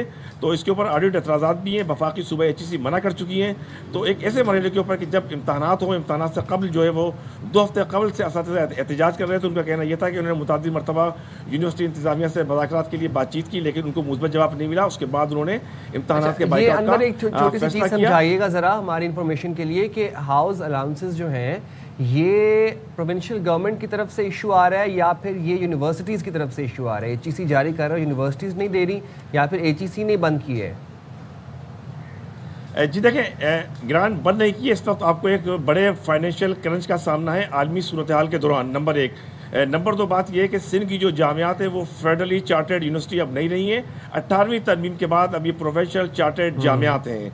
तो अब वफाकी हुकूमत ने जो है अपने 85% उसका ऐलान कर दिया था और अब तक जो है वो कोई भी जामिया इसके ऊपर अमल दरामद नहीं कर सकी है। जाहिर सी बात है, अगर 85% आप सेलिंग देंगे तो इस वक्त मुल्क भर की जामियात कैसे असातिज़ा को अपनी मामूली तनख्वाह अदा करेंगी। इसके साथ साथ हमने अंजुमन असातिज़ा जामिया कराची के सदर गुफरान आलम से भी एक गुफ्तगू की थी, कोशिश की थी कि वो आएँ और इसके ऊपर अपना मौक़िफ़ पेश करें। ताहम उनका कहना यह था कि उन्होंने जामिया कराची के सेमेस्टर इम्तहानात के बायकाट की कोई बात ही नहीं की। और इसके साथ साथ उनका प्रेस रिलीज मौजूद है जिसके अंदर करारदाद के मुताबिक आज होने वाले इम्तहानात के बायकाट का लेकिन अनवर एक चीज़ मुझे बताइएगा, जारी किया गया था। हम ये देखते हैं कि असातिज़ा की जब बात आती है, चाहे वो स्कूल लेवल पर हो, कॉलेज लेवल पर हो, यूनिवर्सिटी लेवल पर भी हो, एक तो उनकी तनख्वाहें उतनी नहीं होती, वैसे ही उनकी तनख्वाहें कम होती हैं। ऐसे में जब अलाउंस भी अगर मिल रहे हैं वो बंद कर दिए जाएं तो ज़ाहिर है इस तरह महंगाई के दौर में कैसे गुजर बसर होगी। तो वो भी मजबूर हैं, ज़ाहिर है वो भी नहीं चाहते होंगे कि इम्तहानात से पहले जी इस तरह का माहौल हो या इम्तहानात रोके जाएँ, उसका बायकॉट किया जाए, लेकिन उनकी सुनवाई नहीं हो रही है। इसी वजह से उन्हें इस बात का सहारा लेना पड़ा। तो क्यों नहीं उनके ज़ाहिर है जब सबको सैलरीज मिल सकती हैं, जब सबको अलाउंस मिल सकते हैं, तो टीचर्स को क्यों नहीं ये बुनियादी हक उनका मिल सकता? देखिए जी, बिल्कुल मिलने चाहिए। इसके ऊपर जामिया कराची की इंतज़ामिया के सिंध की जामियात का कोई एतराज़ नहीं है। ताहम सूरत हाल उस वक्त पेचीदा होती है कि जब आप जामियात के अंदर से जामियात के जो कैंपस के जो तस्वुर होते हैं उसको आप ख़त्म कर दें। आप जामिया कराची का अचानक सरप्राइज़ किसी दिन विज़िट करें तो आपको जामिया कराची के अंदर 11 से 12 के दरमियान साइंस फैकल्टी चली जाए या आर्ट्स फैकल्टी चली जाए तो असातिज़ा कराम वहाँ आपको नज़र नहीं आएंगे। बच्चों को पढ़ाने की बात की जाएगी तो उसके हवाले से कोई बात नहीं की जाती। जामिया कराची की आप लैब के अंदर जाएंगी तो जामिया कराची की लैब इंतहाई बोसीदा हैं। जामिया कराची की आप डेस्क देखेंगी, उनके ब्लैक बोर्ड आके देखेंगी, आप हैरान रह जाएंगी। आपको आर्ट्स डिपार्टमेंट के पास बोर्ड ऐसे मिलेंगे कि जहाँ पर सूरत हाल इंतहाई खस्ता हालत के अंदर है। और जब आप बात करेंगे असातिज़ा की टीचिंग अलाउंस की, हाउस सीलिंग अलाउंस की, तो ये हाउस सीलिंग जो अलाउंस है वो federally government chartered federal government ने इसके इजाफे का ऐलान किया था। तो उसकी इम्प्लीमेंटेशन की जब आप बात करेंगे तो उसकी इजाज़त जो है आपको सिंध हुकूमत और सिंध HEC से लेनी पड़ेगी। 2 अथॉरिटी है, फेडरल एजुकेशन हायर कमीशन और प्रोविंशियल एजुकेशन हायर कमीशन। तो दोनों की जानिब से जब इसके ऊपर एतराज़ है तो कवायद के मुताबिक इसका इजरा नहीं किया जा सकता। और साथ साथ यूनिवर्सिटी एंड बोर्ड के हुकाम ने भी वाज़े तौर पर यह कह दिया है कि अभी सिंध हुकूमत ने इसकी मंजूरी नहीं दी है, तो सिंध हुकूमत की मंजूरी के बगैर ये चीज़ें आगे नहीं बढ़ेंगी। जो भी मसाइल हैं इनको फौरी तौर पर हल किया जाए ताकि ना बच्चों का नुकसान हो और ना ही टीचर्स का नुकसान हो। और हाउसिंग अलाउंस कोई लाखों में नहीं होता टीचर्स का, चंद हज़ार 25-30 हज़ार रुपये होते हैं। ये कोई इतनी बड़ी अमाउंट नहीं है कि जिसके लिए टीचर्स को एहतजाज करना पड़े, उनको इतना ख्वार किया जा रहा है। बहुत शुक्रिया انور خان یہ اور بنیادی حق ہے, یہ بیسک حق ہے, ان کی سیلری کا حصہ ہوتا ہے. بالکل, اور جو سیلری کا حصہ ہے وہ انہیں ملنا چاہیے. بہرحال دیکھتے ہیں یہ معاملہ حل ہوتا ہے کہ نہیں. آنے والے دنوں میں اس حوالے سے آپ کو اپڈیٹس بھی دیتے رہیں گے. آج بڑا ایک اہم دن منایا جا رہا ہے. ہماری کوشش یہ ہوتی ہے کہ ہمارے شو میں ہم تعلیم سے جڑا, صحت سے جڑا کوئی نہ کوئی سیگمنٹ ضرور شامل کرتے ہیں. تو آج دنیا بھر میں دمے سے بچاؤ کا عالمی دن منایا جا رہا ہے, جسے ایزما بھی کہا جاتا ہے. اس کا مقصد اس بیماری سے متعلق آگاہی دینا ہے, علاج کی روک تھام, کیا اقدامات کیے جا سکتے ہیں, اپنے لائف سٹائل میں کیا چینجز لائی جا سکتی ہیں, کیونکہ موسم بھی بدلتا رہتا ہے. موسم کے بدلنے کے ساتھ ساتھ ہم دیکھتے ہیں کبھی کبھی یہ بیماری جو ہے ایگریویٹ بھی ہو جاتی ہے. دیکھیں موسم تو ایک فیکٹر ہے ہی ہے. مجھے استما ہے, میں ایک استما کا مریض ہوں, دمے کا پراپر. اب مسئلہ یہ ہے کہ میں نے شہر بھی چینج کر لیے, لیکن اس بیماری کے پیچھے لاہور میں اسموک کا مسئلہ تھا, میں اسلام آباد شفٹ ہو گیا. اسلام آباد میں پولن کا مسئلہ تھا, میں کراچی شفٹ ہو گیا. کراچی میں ڈسٹ کا مسئلہ ہے, اور مجھے استما پلس الرجیز ہیں جو کہ بات پہ ٹریگر ہوتی ہیں. سانس کی نالیاں سکڑ جاتی ہیں, آپ کو چیسٹ اپنی کنجسٹڈ لگتی ہے, سانس آنا بند ہو جاتا ہے آپ کو, اور پھر آپ کو استعمال کرنا پڑتا ہے ایک انہیلر ٹائپ چیز ہوتی ہے جو کہ نہیں استعمال کرنا چاہیے. اور الرجی تو آپ پوچھیں ہی نہ, کہ وہ تو ساتھ ہی بیگز میں ہمارے رکھی ہوتی ہیں because of the weather and this condition. تو چلیں جس پہ بات کر لیتے ہیں. Professor of pulmonology doctor Faisal Asad نے اس وقت ہمیں جوائن کیا ہے. Thank you so much doctor Faisal sahab. ذرا ہمیں بتائیے گا یہ مرض ہے کیا, بیسک سے شروع کرتے ہیں, اس کی علامات کیا ہوتی ہیں؟ بہت شکریہ صدر صاحب اور سائم صاحب. بہت ہی امپورٹنٹ دن واقعتاً آج ہے, اور پوری دنیا میں دمے کا عالمی دن منایا جا رہا ہے. اور آج کا تھیم یہ رکھا گیا ہے کہ ہر کسی کو اس کے علاج تک رسائی ملنی چاہیے. دمہ سانس کی نالیوں کی سوزش کو کہتے ہیں, جو کہ ارد گرد کے ماحول کی وجہ سے ہو جائے, اور کچھ لوگوں میں یہ اندر سے بھی یہ بیماری پیدا ہو سکتی ہے. دیکھیے بنیادی طور پہ ہمارا جو ارد گرد کا ماحول ہے اس کو ہم ریئیکٹ کرتے ہیں, ہماری سانس کی نالیوں میں سوزش ہو جاتی ہے, کبھی یہ بڑھ جاتا ہے مرض, کبھی کم ہو جاتا ہے. یہ بہت ہی ہماری زندگی کے اوائل عمری سے یہ شروع ہو جاتا ہے. عام طور پہ زیادہ تر تشخیص اس کی 10 سال سے کم عمر کے بچوں سے شروع ہو جاتی ہے, اور یہ زندگی بھر مسئلہ چلتا رہتا ہے. کیسے زندگی بھر مسئلہ چلتا رہتا ہے؟ زندگی بھر ہمیں سانس لینا ہے. جس ماحول میں ہم سانس لیں گے وہ اگر صاف ستھرا ماحول ہے تو ہماری جو سانس کی نالیاں ہیں وہ متاثر اس سے کم ہوں گی. لیکن اگر ہمارے ارد گرد کا ماحول صاف نہیں ہے, سانس تو ہم نے لینا ہی لینا ہے. گھر کے ماحول سے لے کر, محلے کے ماحول سے لے کر, شہر گاؤں جہاں کہیں بھی آپ بستے ہیں, اسکول جاتے ہیں, کام کاج کی جگہوں پہ جاتے ہیں, جتنا ماحول, جتنی ہوا آلودہ ہوگی, جتنے اس میں دوسرے آلودگیاں پائی جائیں گی, وہی سانس جب ہمارے اندر داخل ہوگا تو سانس کی نالی میں سوزش ہو جائے گی, یہ تنگ ہو جائیں گی, ان کا رستہ آپ سمجھ لیں بند ہونا شروع ہو جائے گا. نتیجہ کیا نکلے گا؟ کھانسی ہوگی, سانس لینے میں دقت ہوگی, سینے میں بوجھ محسوس ہوگا, سانس میں سے سیٹیاں بجنے کی آواز آئے گی. یہ اس حد تک بیماری بڑھ جاتی ہے کہ لگتا ہے کہ سانس اب آئے گا ہی نہیں. کون ہے جو اس سے متاثر ہوتے ہیں؟ اچھا, اس میں یہ جینیاتی ڈیزیز نہیں ہے. ایسا نہیں ہے کہ جین میں آ گیا ہے تو لازمی منتقل ہوگا, لیکن عام طور پر فیملیز میں پایا جاتا ہے. تو جو لوگ بھی حساسیت رکھتے ہیں اپنے دوسروں سے زیادہ, اور اب تو جتنی آلودگی پھیل گئی ہے کہ آپ حساسیت نہ بھی رکھتے ہوں, لیکن اگر آپ اس کا انکاؤنٹر کرتے ہیں ایسے ماحول کو, تو یہ اندر جا کے سوزش کی ماحول کرا سکتا ہے. کیا کیا عوامل ہیں ہمارے یہاں؟ تو آپ دیکھ لیں آلودگی کی ہر شکل, اس کے علاوہ جو اس وقت اسموک کا سائم ذکر کر رہے تھے وہ جہاں بھی پائی جا رہی ہے, گھر کے اندر کچن میں ہماری خواتین جہاں پر کچن کے اندر سے نکاسی نہیں ہو سکتی دھوئیں کی, اسی طرح دھول مٹی, آپ اندازہ کر لیں ہیومیڈیٹی اس میں فیکٹر ہے, سڈن ٹیمپریچر چینج اس میں فیکٹر ہے, سانس کے ذریعے اس نے داخل ہونا ہے اس ٹریگر نے. تو جو کچھ بھی ہماری ہوا کو ارد گرد کی موجود اس کا ٹیمپریچر چینج کرے, اس میں دھول مٹی آ جائے, اس میں یہ جو انٹاکسیکنٹس ہے وہ آ جائے, ڈی آڈرنٹس کا استعمال آ جائے, مصنوعی انوائرمنٹ آ جائے, سگریٹ نوشی آ جائے, اس کی کوئی بھی شکل آ جائے, جیسے ویپنگ ہمارے بچے اور ای سگریٹس پی رہے ہیں, جو کچھ بھی سانس کے ذریعے ہماری سانس کی نالی میں داخل ہوگا وہ سوزش کروائے گا اور سانس لینے کو مشکل. ڈاکٹر صاحب اب ہم اس کے علاج کی طرف آ جاتے ہیں. ایک تو یہ بتا دیجیے کہ استما کیوریبل ہے یا انکیوریبل ہے. سیکنڈلی جو پمپ ہوتا ہے, جو انہیلر ہوتا ہے, جو کہ آج کل مختلف آ گئے انہیلر مارکیٹس کے اندر, کیا یہ اس کا ٹیمپریری حل ہے یا پھر اس کا پرماننٹ حل ہے؟ اور وہ جو انہیلر ہے وہ لوگ اپنی جیب میں رکھتے ہیں, لوگوں کو ڈر ہوتا ہے کہ کبھی بھی اٹیک آ جائے گا تو اب پھر سانس تو بند ہو جائے گا, تو مرنا تو نہیں ہے آبویسلی, پھر وہ آپ کو انہیلر لیکن کس سیویرٹی تک آپ وہ انہیلر لے سکتے ہیں, اور کیا بار بار انہیلر استعمال کرنا اچھی چیز ہے؟ اچھا, یہ بہت ہی امپورٹنٹ سوال صاحب آپ نے پوچھ لیا, اور ہماری پریکٹس میں مجھے بھی پلمونالوجی پریکٹس کرتے ہوئے آلموسٹ 20 سال ہو گئے پوری دنیا میں, کہ پاکستان میں آ کے بھی یہ وہ سوال ہے جو دنیا کا ہر شخص پوچھتا ہے کہ اگر میں نے یہ کیا تو کہیں میں اس کا عادی تو نہیں ہو جاؤں گا. اگر ہم یہ خدمت کر سکے آج کے پروگرام کے ذریعے تو سمجھے بہت سو کا بھلا ہو جائے گا. اور یہی آج کا تھیم ہے کہ کسی سب کو رسائی حاصل ہونی چاہیے. ایک تو تشخیص بر وقت کروائیے. اگر آپ کے بچوں میں ہو رہا ہے تو اس کو مستند ڈاکٹر کے پاس لے کے جائیں, بڑوں میں ہو رہا ہے مستند ڈاکٹر کے پاس جائیں. ایزما کی تشخیص پہلے ہونی چاہیے. یہ زندگی بھر ہوتا ہے, بالکل زندگی بھر ہم نے سانس لینی ہے اور زندگی بھر یہ سانس ہم نے باہر کے انوائرمنٹ سے اپنے جسم میں داخل کرنی ہے. لہذا جو یہ کہتا ہے کہ ایزما کیوریبل ہو جائے گا, دراصل اس کو اس کی سائنس کے بارے میں علم نہیں ہے. تو یہ بات یہیں پر ہمیں ٹھیک کر لینی چاہیے. جی ہاں, یہ ایسی زندگی آپ گزار سکتے ہیں بر وقت علاج سے, اس کی تشخیص کے بعد اور دوائیں استعمال کر کے, جیسے کہ آپ کو کوئی سرے سے بیماری ہی نہ ہو. اس کی ٹریٹمنٹ کا ایم ہی یہی ہے کہ آپ جو کچھ بھی زندگی گزارنا چاہیں, ایون آپ میراتھن دوڑنا چاہیں تو آپ آسانی سے دوڑ سکیں, اور یہ بالکل ممکن ہے. لیکن یہ کہہ دینا کہ یہ کیوریبل ہے اور آج کے بعد دوبارہ کسی کو نہیں ہوگا اور آپ آنکھیں بند کر لیں, اس کا مطلب ہے آپ اس مرض کو سمجھ ہی نہیں رہے. اس لیے آپ کو مستند ڈاکٹر کے پاس جانا ضروری ہے. ایک بات, تشخیص ہونے کے بعد جس میں آپ کی سے معائنہ کیا جائے گا, آپ سے بات سنی جائے گی, کچھ ضروری ٹیسٹ کیے جائیں گے.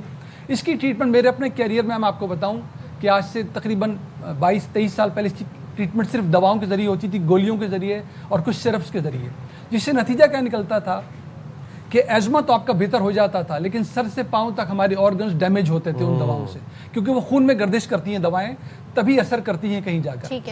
ریولوشن آیا ہمارے اپنے کیریئر کے دوران کہ انہیلرز آئے, وہی دوائیں جن کی بڑی کوانٹٹی جسم میں داخل کی جاتی تھی تاکہ ہمارے پھیپھڑوں تک پہنچے اور اثر دکھائے. وہ دوائیں انہیلر کے ذریعے بہت ہی تھوڑی مقدار میں اب بنتی ہیں, اور وہ انہیلر کے ذریعے سانس کی نالی میں ڈائریکٹلی ڈیلیور ہو جاتی ہیں, ان کو خون میں نہیں جانا پڑتا. لہذا ہمارے گردے محفوظ, ہماری آنکھیں محفوظ, ہمارے دل, ہماری ہڈیاں محفوظ, اور دوا اپنا کام بھی کر لیتی ہے. تو یہ سب سے زیادہ امپورٹنٹ بات ہے کہ دوا اس طرح ہی جسم میں داخل ہونی چاہیے. میں آپ کے پروگرام کے توسط سے بتاؤں, 90 سے 95% ایزمیٹکس کو نہ کوئی ٹیبلٹس کھانی پڑتی ہے, نہ آج کل جو نئی ماڈرن میڈیسنز آ رہی ہیں جن میں خاص ٹارگیٹس کی جاتے ہیں اور لاکھوں روپے ان کی مقدار ہے مہینے کی, نہ وہ استعمال کرنی پڑتی ہیں, بشرطے کہ وہ یہ بات سمجھ جائیں کہ انہیلر ہی وہ دوا ہے جس سے ان کو فائدہ بھی پہنچے گا بغیر سائیڈ ایفیکٹ کے. اور یہ انہیلر وہ دوا ہے, اگر ڈاکٹرز اپنا حصہ اس میں ڈال دیں. کیا حصہ ڈالنا ہے انہوں نے؟ ان کو مریض کو ایجوکیٹ کرنا ہے. میں اپنے سب ینگ ڈاکٹر سے اس پروگرام کے توسط سے بتانا چاہتا ہوں, ڈاکٹرز کو خود بھی, کہ وہ سب معلومات حاصل کریں ایزما کے بارے میں, انہیلر استعمال کرنے کا طریقہ خود سیکھیں. ہم جانتے ہیں ہمیں ڈاکٹرز کو بہت سکھانا پڑتا ہے, تب جا کے وہ اس قابل ہوتے ہیں کہ مریضوں کو سکھائیں, اور اپنے مریضوں کے ساتھ کچھ ٹائم نکالیں اور ان کو میں عرض کرتا ہوں اور ان کو انہیلر استعمال کرنے کا طریقہ سکھائیں. پوری دنیا یہ کہہ رہی ہے کہ ایجوکیٹڈ معاشروں میں مریضوں کو جب تک سکھایا نہ جائے انہیلر استعمال کرنے کا طریقہ نہیں آتا اور ایک میزریبل زندگی گزرتی ہے. جی صدف, بات یہ ہے اس کی گائیڈ لائن یہ کہتی ہے کہ آپ کم از کم 3 مہینے ٹریٹ کریں, لوگوں کو ماحول کے بارے میں آگاہی فراہم کریں, انہیلر کا طریقہ ٹھیک طرح استعمال کرنا سکھائیں, ان کو انہیلر کے بارے میں صحیح معلومات دیں. جب وہ 3 مہینے استعمال کریں گے ان کی ری اسسمنٹ ہوتی ہے. 3 طرح کے گروپ سامنے آ جاتے ہیں. ایک وہ جن کا انہیلر بند بھی کروایا جا سکتا ہے اور وہ بہت عرصے تک ٹھیک رہتے ہیں جب تک ٹریگر دوبارہ نہ آ جائے. دوسرے وہ جن کا انہیلر ہم بند نہیں کرا پاتے اور وہ 10 سیکنڈ کی دوا صبح اور 10 سیکنڈ کی دوا شام کو استعمال کر کے 24 گھنٹے 7 دن پوری زندگی بہت اچھی گزار سکتے ہیں. اور تیسرا گروپ وہ جن میں کم مقدار میں دوا دینی ہی پڑتی ہے. تینوں صورتوں میں آپ کو بتاؤں کہ it is a one one situation, کیونکہ اس کی کوالٹی آف لائف زمین آسمان کا فرق آ جاتا ہے. نہ ہی یہ انہیلر میں کوئی ایڈکٹیو پوٹینشیل ہے. میں آپ کو بڑی تصدیق سے بتا رہا ہوں, ہماری جو سائنس ہمیں پڑھائی گئی ہے, کوئی مینوفیکچرر دوا نہیں بنا سکتا جب تک یہ ڈکلیئر نہ کر دے کہ دوا میں کوئی ڈپینڈنسی پوٹینشیل ہے کہ نہیں ہے. انہیلر میں نہیں ہوتا. رائٹ. اچھا ڈاکٹر صاحب, ایک چیز آپ جاننا چاہوں گا کہ انہیلر استعمال کرنے کا بھی بڑا ٹیکنیکل طریقہ ہے. پہلے ساری جو ایئر ہے وہ لنگ سے ایکسہیل کریں, پھر اس کو ذرا وہ آپ اگر کوئکلی بتا دیں. میں بتاتا ہوں. دیکھیں, انہیلر بھی کئی طرح کے ہوتے ہیں. کچھ انہیلر ہوتے ہیں ان کو MDI انہیلر کہتے ہیں, ان کو آپ پہلے شیک کرتے ہیں اچھی طرح, پھر آپ اپنی سانس کو باہر نکال دیتے تاکہ آپ سانس لینے کے لیے تیار ہو جائیں. انہیلر اپنے ہاتھ میں رکھا آپ نے, I wish I would have brought sample to show you. جیسے آپ اس کو پریس کریں گے منہ میں رکھ کے, یہ کامن طریقہ ہے. اس کے بعد بھلے وہ کیپسول والا انہیلر ہو یا نیچے کی طرف دبانے والا انہیلر ہو, اس کو DPI, اس کو MDI کہتے ہیں. جب منہ میں آپ رکھ لیں گے تو یہاں سے امپورٹنٹ بات شروع ہوتی ہے کہ آپ نے دوا کے ساتھ اپنے پھیپھڑوں کو بھر لینا ہے پورا. جیسے میں سانس لے رہا ہوں, ٹھیک ہے, اور اس دوا کو آپ نے اندر روک کے رکھنا ہے تقریباً 10 تک کی گنتی تک. آرام سے 10 تک گنتی گنے. یہ وہ وقت ہے کہ جب دوائی پورے پھیپھڑوں میں پھیل جائے گی اور جہاں جہاں اس کو کام کرنا ہے کام کرنے کے قابل ہو جائے گی. جیسے ہم ایکسرسائز میں انہیل ایکسیل کرتے ہیں, ایکسیل یعنی کرنا ہے, انہیل کرنا ہے. انہیل کر کے اگر ہم اس کو اتنی دیر نہیں روکیں گے فوراً سانس باہر نکال دیں گے, دوا بھی خارج ہو جائے گی اور پھر یہ کام کم کرتی ہے. اس کے بعد آپ نے اس کے بعد اپنے گلے کو صاف کرنے کے لیے صاف پانی سے اچھی طرح غرغرہ کریں, پانی کو واٹ ایلس زندگی میں اور کیا لائف سٹائل میں چینجز لے کر آئیں تاکہ اس سے محفوظ بھی رہا جا سکے؟ بالکل سر, یہ سب سے امپورٹنٹ بات ہے. انفیکٹ ہم نے کہا ماحول ہے جو سب کچھ کر رہا ہے. اگر آپ کے اندر یہ ٹینڈنسی بھی ہے کہ آپ ماحول کو ریئیکٹ کرنے والے ہیں لیکن وہ ٹریگر ہی موجود نہ ہو تو آپ کے ایئر ویز کافی محفوظ رہ سکتے ہیں. گھر سے شروع کریں, گھر میں صاف ستھرا ماحول رکھیں, دھول مٹی سے بچنے کا جتنا امکان ہو وہ کریں. ہماری خواتین اگر خود صفائی کرتی ہیں اپنے ناک اور منہ کو ماسک پہن لیں صفائی کرتے وقت. کچن سے شروع کریں, کچن میں جو دھواں ہوتا ہے ہماری خواتین کو سامنا کرنا پڑتا ہے, اس کی نکاسی ان ایگزاسٹ فین کا استعمال کریں. غیر ضروری یہ جو ہمارے کیمیکل یوز ہوتے ہیں گھر کی صفائی میں, ان سے بچنے کی کوشش کریں. بچوں کو شروع سے بتائیں نہ تمباکو نوشی کرنی ہے نہ کسی تمباکو نوشی کرنے والے کے ساتھ بیٹھنا, اس کمپنی سے بچیں. باہر نکلیں, سب کی مشترکہ ذمہ داری ہے, اپنی گاڑیوں کی جو ایگزاسٹ ہے اس کی حفاظت کریں, اس کی مینٹیننس کروائیں. یہ دھواں نکلتی ہوئی موٹر سائیکل اور گاڑیاں, اس سے جس حد تک ہم اس پورے معاشرے کو ذمہ داری پوری کرنی پڑی, گورنمنٹ کے رولز ریگولیشن بنانے پڑیں گے.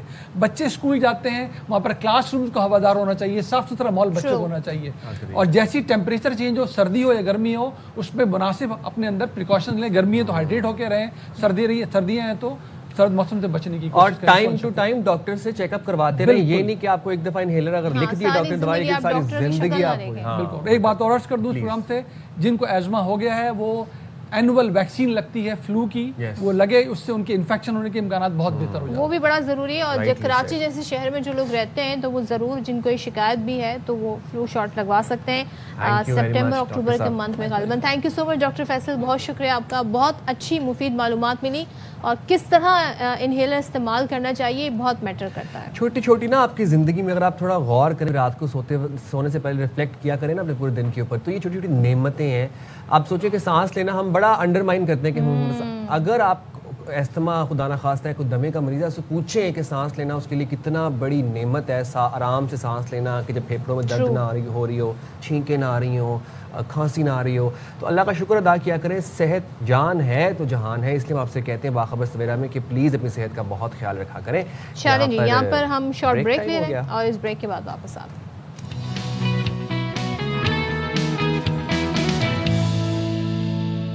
اچھا جی, اور باخبر سویرا میں آپ کو پتہ ہے کہ چاہے صحت ہو, چاہے ایجوکیشن ہو, چاہے کھیل کا میدان ہو, ہم ہر شعبے سے اپنے پروگرام میں خبریں شامل کرتے ہیں. تو پاکستان کے ٹینس پلیئر محمد شعیب خان نے شاندار کارکردگی کا مظاہرہ کرتے ہوئے ITF فیوچرز ٹائٹل پاکستان جیت لیا ہے, اور پاکستان کا نام ایک مرتبہ پھر پوری دنیا میں روشن کیا ہے. اسلام آباد میں کھیلے گئے فائنل میں محمد شعیب نے روس کے کھلاڑی کو شکست دے کر ٹائٹل اپنے نام کیا, اور محمد شعیب نے یہ میچ 7-6, 4-6 اور 6-2 سے اپنے نام کیا. تو محمد شعیب خان کی کامیابی اس لحاظ سے بھی اہمیت کی حامل ہے کہ 20 سال بعد کوئی پاکستانی کھلاڑی ITF فیوچرز کے فائنل تک پہنچنے میں کامیاب ہوا ہے. تو کیا ہی بات ہے, زبردست. اسی پر تو ہم بات کر لیتے ہیں.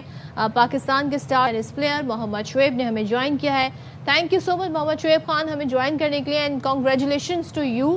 سب سے پہلے تو بتائیے گا, یہ ٹائٹل جیت کر ظاہر ہے آپ نے پاکستان کا نام روشن کیا ہے, یہ کامیابی بڑی اچیومنٹ ہے. ذرا سا ہمیں اپنے سفر کے بارے میں بتائیے گا, یہاں تک کیسے پہنچے آپ؟ السلام علیکم. جی, جیسے کہ میں 20 سال بعد جا کے یہ ٹائٹل پاکستان کے لیے جیتا ہوں, تو میں تیسرا پاکستانی ہوں. اس سے پہلے جو ٹائٹل یہ جیت چکے ہیں وہ ہے سام الحق قریشی جو ہمارے ابھی پریزیڈنٹ ہیں, اور عقیل خان. تو اس جرنی تک جب میں پہنچا ہوں تو اس کے پیچھے کافی ہارڈ ورک ہے, اور جو ہمارے لیجنڈس پلیئرز ہیں ان کا بہت سپورٹ ہے, اور ان لوگوں نے ہمیں بہت پش کیے ہیں, اور ہماری گیمز میں جو ہے نا کافی ان کی وجہ سے کافی امپرومنٹ آئی ہے جو ہمارے لیجنڈ سٹارز ہیں. اچھا, اور یہ جو رشین کھلاڑی جس کو آپ نے شکست دی, اس مقابلے کے بارے میں بتائیے گا, کتنے پر امید تھے کہ آپ شکست دے دیں گے اگلے اپنے اوپوننٹ کو, یا پھر آپ کو کہیں نہ کہیں لگ رہا تھا کہ نہیں کچھ ہو سکتا ہے, مطلب کچھ گڑبڑ بھی ہو سکتی ہے اس میچ میں؟ کیونکہ میری تو کوئی رینکنگ نہیں تھی, اس کی اچھی خاصی رینکنگ تھی, اور پھر فائنل تھا, تو میرے اوپر تھوڑا سا پریشر بھی تھا, کیونکہ سارے لوگ مجھے کہتے تھے کہ انشاءاللہ آپ نے یہ ٹائٹل پاکستان کے نام کرنے, پاکستان کے لیے جیتنا ہے. تو اس کے لیے کافی میں ٹرائی کر رہا تھا, جیتنے کی کوشش کر رہا تھا. پہلا سیٹ میں جو ہے کافی ٹف جیتا, 7-6 میں جیتا تھا, کافی ٹف میچ تھا. اور دوسرے سیٹ میں جا کے پھر 4 آل پہ میرے سے ایک مسٹیک ہوئی تھی, تو وہ سیٹ میں ہار گیا تھا. لیکن پھر جو ہمارا سٹار ہے سام الحق قریشی جو ہمارا پریزیڈنٹ ہے, وہ میچ میں باہر بیٹھے ہوئے تھے اور وہ مجھے سپورٹ کر رہے تھے, اور اس نے کچھ ٹپس دیے جس کی وجہ سے میں جا کے تیسرا جو سیٹ تھا وہ جیتا اور الحمدللہ میں فائنل جیت گیا. تو ذرا سا ہمیں بتائیے گا، کیونکہ پاکستان میں ہم دیکھتے ہیں بہت کم ٹینس پلیئر ایسے ہیں اور جن کا انٹرنیشنلی ہم دیکھتے ہیں بڑا نام ہو، یہاں پر کیا فیسلٹیز ہیں، کیا آپ سمجھتے ہیں کہ کیوں نہیں اور نوجوان اس یا لڑکے لڑکیاں اس فیلڈ میں آتے ہیں؟ ایک تو یہ کہ ایز اے پاکستانی اور ایز اے ٹینس پلیئر ہمارے پاس اسپانسر ٹینس کے لیے بہت کم ہے، اور یہ تو میں لکی ہوں کہ جو ہے یہ ٹورنامنٹ جو ITF M15 کے جو فیوچر ہو رہا تھا یہ اسلام آباد میں ہوا، اور الحمدللہ میں ٹائٹل جیتا ہوں.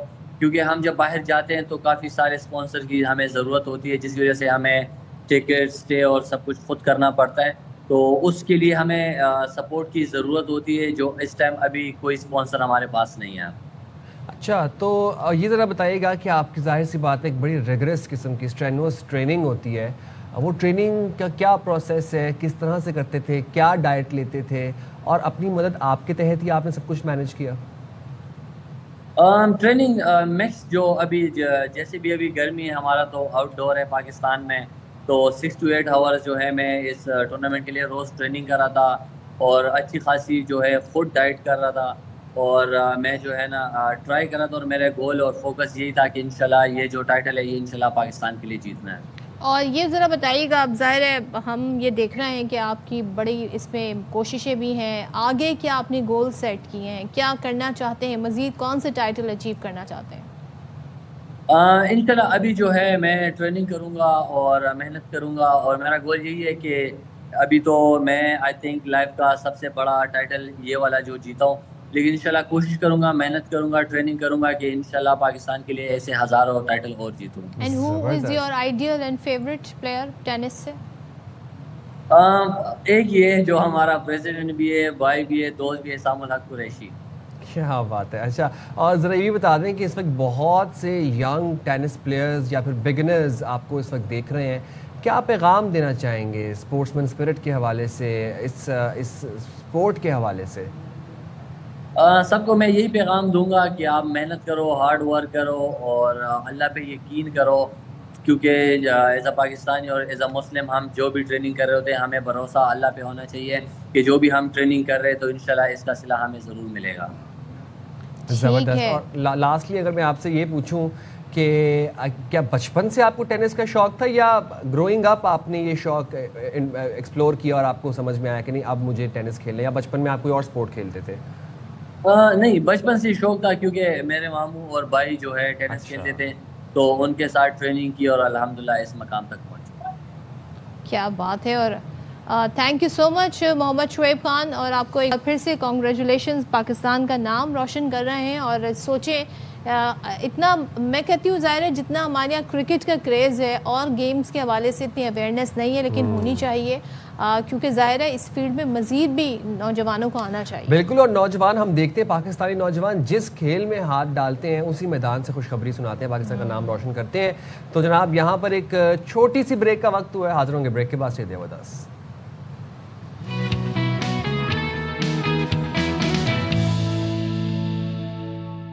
Welcome back. اور اب لاہور والے بھی ہو جائیں ہوشیار. پوچھئے کیوں؟ کیونکہ لاہور میں بھی ہنی ٹریپ سے شہریوں کو لوٹنے کا ہوا ہے انکشاف. یہ تو سندھ کے کچے کے علاقوں میں ہو رہا تھا. بالکل ہو رہا تھا، لیکن اب یہ وہاں سے ہوتے لاہور تک پہنچ گیا یہ جرم. اور ماڈل ٹاؤن پولیس نے شہریوں کو بے وقوف بنا کر لوٹنے والے گینگ کے 4 ملزمان کو دھرا ہے، جن میں 2 خواتین بھی شامل ہیں جو ملاقات کے بہانے شہریوں کو لوٹتے تھے. ملاقات کے بہانے. سنا یہ ہے کہ پھر یہ ملزمان جو ہیں آن لائن اکاؤنٹس بھی استعمال کرتے تھے رقم کی وصولی کے لیے، یعنی کہ ظاہر ہے بلیک میلنگ کرتے ہوں گے. اب یہ کیا معاملہ ہے، بات کر لیتے ہیں ہمارے نمائندے یار محمد سے. یار محمد، ذرا ان کا طریقہ واردات بتائیے گا، کس طریقے سے لوگوں کو ٹریپ کرتے تھے، کیا پھر پیسے مانگتے تھے، آن لائن کس طریقے سے آپریٹ کر رہے تھے، کیسے اپنے بینک اکاؤنٹ آپریٹ کر رہے تھے؟ دیکھیں صدف، پہلے یہ کچے کے علاقے میں اس طرح کے واقعات پیش آتے تھے. وہاں پہ زیادہ لوگ ایجوکیٹ نہیں ہوتے تھے، وہ आसानी से ख़वातीन के बातों में आ जाते थे और उनको हनी ट्रैप किया जाता है, वीडियोस बनाई जाती हैं, लेकिन लोग अपनी इज़्ज़त बचाने के लिए दरखास्तें भी नहीं देते थे, ना ही FIR कटवाने की कोशिश करते थे कि वो ताकि बदनाम ना हो ज़माने में। इसलिए वो मुँह मांगी जो कीमत है, रकम है, वो अदा करते थे कि हमारी किसी तरह से जान छूटे। लेकिन अब ये वाक़या जो है वो लाहौर जैसे शहर में भी होने शुरू हो गए हैं, सूबाई दारुल हुकूमत में। जैसा अभी आपने जिक्र किया मॉडल टाउन, ये मॉडल टाउन का इलाका कहना है जिसकी हदूद में मैं इस वक्त मौजूद हूँ। यहाँ पे 2 ख़वातीन और 2 मर्दों को गिरफ़्तार किया गया। ये एक गैंग था, तो पहले राब्ता मर्दों की जानिब से किया जाता है, फिर वही कॉन्टैक्ट नंबर जो है वो खातून को दिया जाता है। वो फिर इस तरह जो शरीफ शहरी होते हैं उन्हें अपने जाल में फंसाती हैं, उन्हें बुलाती हैं, वहाँ पे वीडियो बनाई जाती है और वो वीडियो वो अपने ही मोबाइल में रख के उसको दिखाते हैं कि हम वायरल कर देंगे, तो आप हमें रकम ट्रांसफ़र कराएं या कैश दें।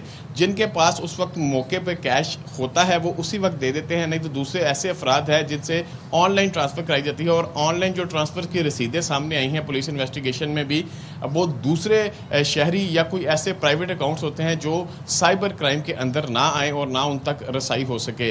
पुलिस की जानिब से जदीद टेक्नोलॉजी का इस्तेमाल करते हुए इस गैंग को गिरफ़्तार किया गया है। इसी तरह लाहौर शहर के मुख्तलिफ इलाकों में इस तरह के वाक़यात हो रहे हैं, जबकि एक वाक़या चंद रोज़ कबल पीर महल जो पंजाब का एक इलाका है वहाँ पे भी पेश आया है, जहाँ से 2 लाख रुपया रकम डिमांड की गई, लेकिन वो शहरी गरीब था, उसने 10,000 रुपया दे के अपनी जान छुड़वाई।